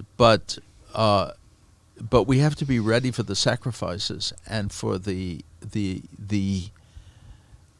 changes that are going to come if we really. This is something that I think no one talks about, but I think one of the things, I think there's a recorded interview meeting that Trump had with Germany, with the leaders of Germany, pressing them on why they're not cutting off their oil, why they're not figuring out how to become independent of Russian oil. Yeah. I mean, and Trump made a very good point. I mean, and it was so much about Trump is controversial and hate-inspiring that the good that he did, and he did do some good things, and in fact, in the Middle East and elsewhere, he did some remarkable things, is either ignored or misrepresented. But what the point he was making toward NATO is that Germany's neglecting its contribution to NATO while at the same time financing a potential adversary. Right. That's an excellent point. It was very important that someone make it, and he did. Now, what is the importance of? A lot of people don't understand this, including me. What is the significance of sanctioning all these oligarchs? Oligarchs, is that how you say it? Oligarchs? Well, oligarchs. And these people who have these yachts all over the world and not letting them use their yachts. Like, what? How do these people? Why are they so important to Putin? They're less important to Putin than we realize. But by paralyzing their ability to borrow money, we strike a blow at the Russian economy, which is what we've got to do. I mean, they have business empires that require credit, among other things. And the confiscation of the yachts and the estates and so on is actually not all that significant in terms of the war. Much more significant is the freezing of the assets of the Russian central bank. That's significant. But here, and I wrote this in the Wall Street Journal, the yachts and the estates have a lot of symbolic importance inside Russia as an example of how the country was robbed and how it was robbed under the present Putin leadership.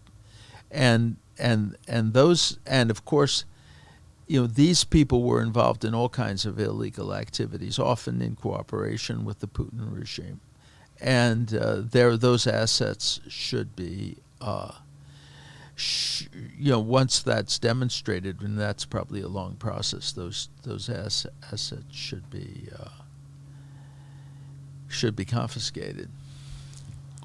What is with all your history, spending all that time over there, which is super rare. There's got to be very, very few people who have like the experience you have, the first person experience living over there and experiencing these people and these countries. What is there anything that you fear? Is there one thing that you fear most in situations like we're in right now, and you see what's going on, you see the decisions that are being made, you see the main talking points that are going on in the media? Is there something that they're missing that you see? Well, as I've said repeatedly, and I've said in the Wall Street Journal and elsewhere, that the key to reaching out to the Russian people and to showing them that their government is just as much their enemy as it is the enemy of the Ukrainian people is to talk about how Putin came to power with an act of terror against his own people. And that is, and we are very obtuse when it comes to the whole history.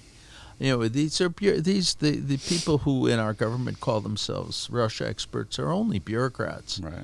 who in fact have no real firsthand knowledge or very little, and but are good at calling attention to themselves. I mean, the whole history of the criminal activities in Russia from the very beginning, actually under Yeltsin, is something that we need to call to the attention of the Russian people, but we have to understand it ourselves. And the other, what do I fear in this situation is that they'll carry out, they are capable of carrying out, especially if Putin feels threatened, carrying out atrocities against the civilian population in Ukraine that will literally force us to do something. Like if they dropped some sort of a tactical nuke on Ukraine, or if they used even thermobaric weapons against civilian populations, or carried out some kind of horrific massacre. they have already used one of the hypersonic missiles, I think. The hypersonic,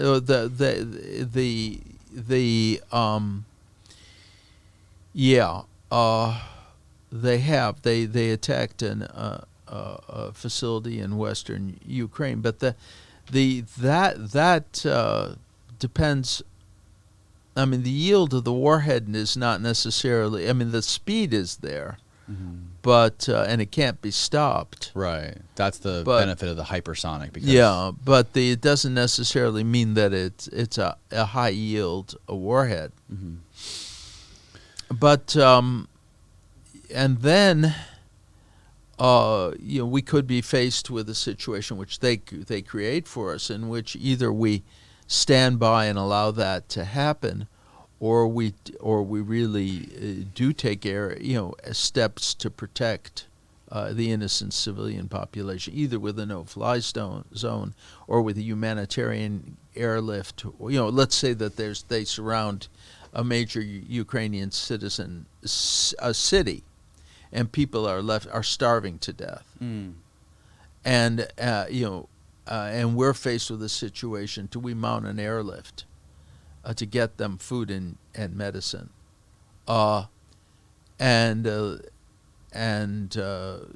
If we do so, would Russians fire?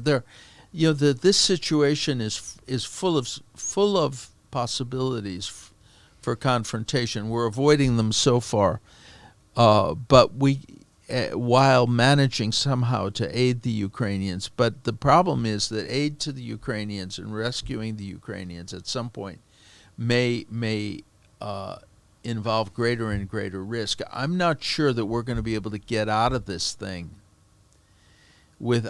totally without risk. That's the problem. Even though we don't want to take any risks. I mean, it's a risk to allow them to carry out, crimes against humanity while we're standing by and not doing anything to stop it. Because after all, Ukraine is a friendly country to us. Right. And that would embolden them to try the same thing with countries like Estonia, Latvia, Lithuania. Much better to try to stop it now than to have to stop it under much worse conditions, someplace else. So, are you saying that the best case scenario would be regime change in Russia? That's absolutely the best case scenario, but it's something and it could happen, but it won't happen because of what we do. It'll happen. That's up to the Russian people. And by the way, it's not unrealistic, because after 18 months of war in Chechnya, the Russian people were ready to withdraw troops from Chechnya at any price. Even if it meant complete surrender. And Yeltsin at that time said that he could not win re-election if the war was not brought to an end, and he did bring it to an end, and they did withdraw. Isn't Biden already talking about regime change, though? I mean, he made a comment that we've got to get rid of this guy, referring to. And the White House tried to save him. Tried to walk it back, and then he came out again saying, "No, absolutely, he's a butcher." He called him a butcher. Yeah, well, none of that makes much difference, to tell you the honest truth. He can say anything he wants. I mean, But what is that? Doesn't that give Russia a stronger hand? Like, look. He wants regime change. Look what he wants.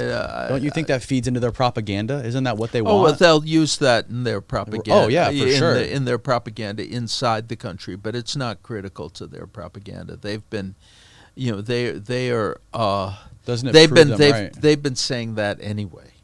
They've been saying that even without Biden's remarks. Of course, but this kind of proves it right. Yeah, I mean. The thing is that the real situation is the destabilization is not the result of any words that Biden says, but rather the fact that they've attacked a country with 120,000 or 150,000 troops, and are bombing indiscriminately and are killing civilians, and this country which was at peace with them and was not threatening them. What happens if we do get regime change in Russia, and now we have some sort of a president in Russia that is an ally to us, and that I don't think any country, any change from what I know about the internal political situation in Russia, nobody who replaces Putin, if someone replaces him, will be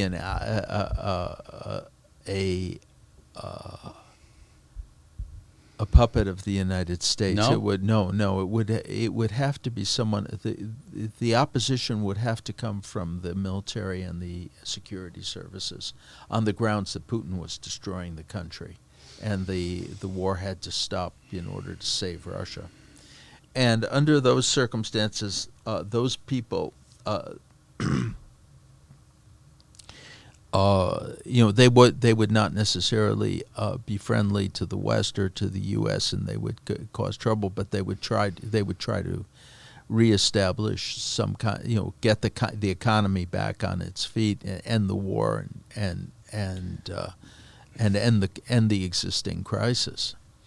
But whether those forces are strong enough to do that, we don't know, because we know they exist. Mm-hmm. We know they exist because before the invasion, General Leonid Ivashov, who is a very high-ranking retired general, was very high-ranking, and is now the head of an association of retired military and intelligence officers in Russia, said publicly that a war with Ukraine would be an absolute disaster, and it was just being undertaken to prop up this senescent regime.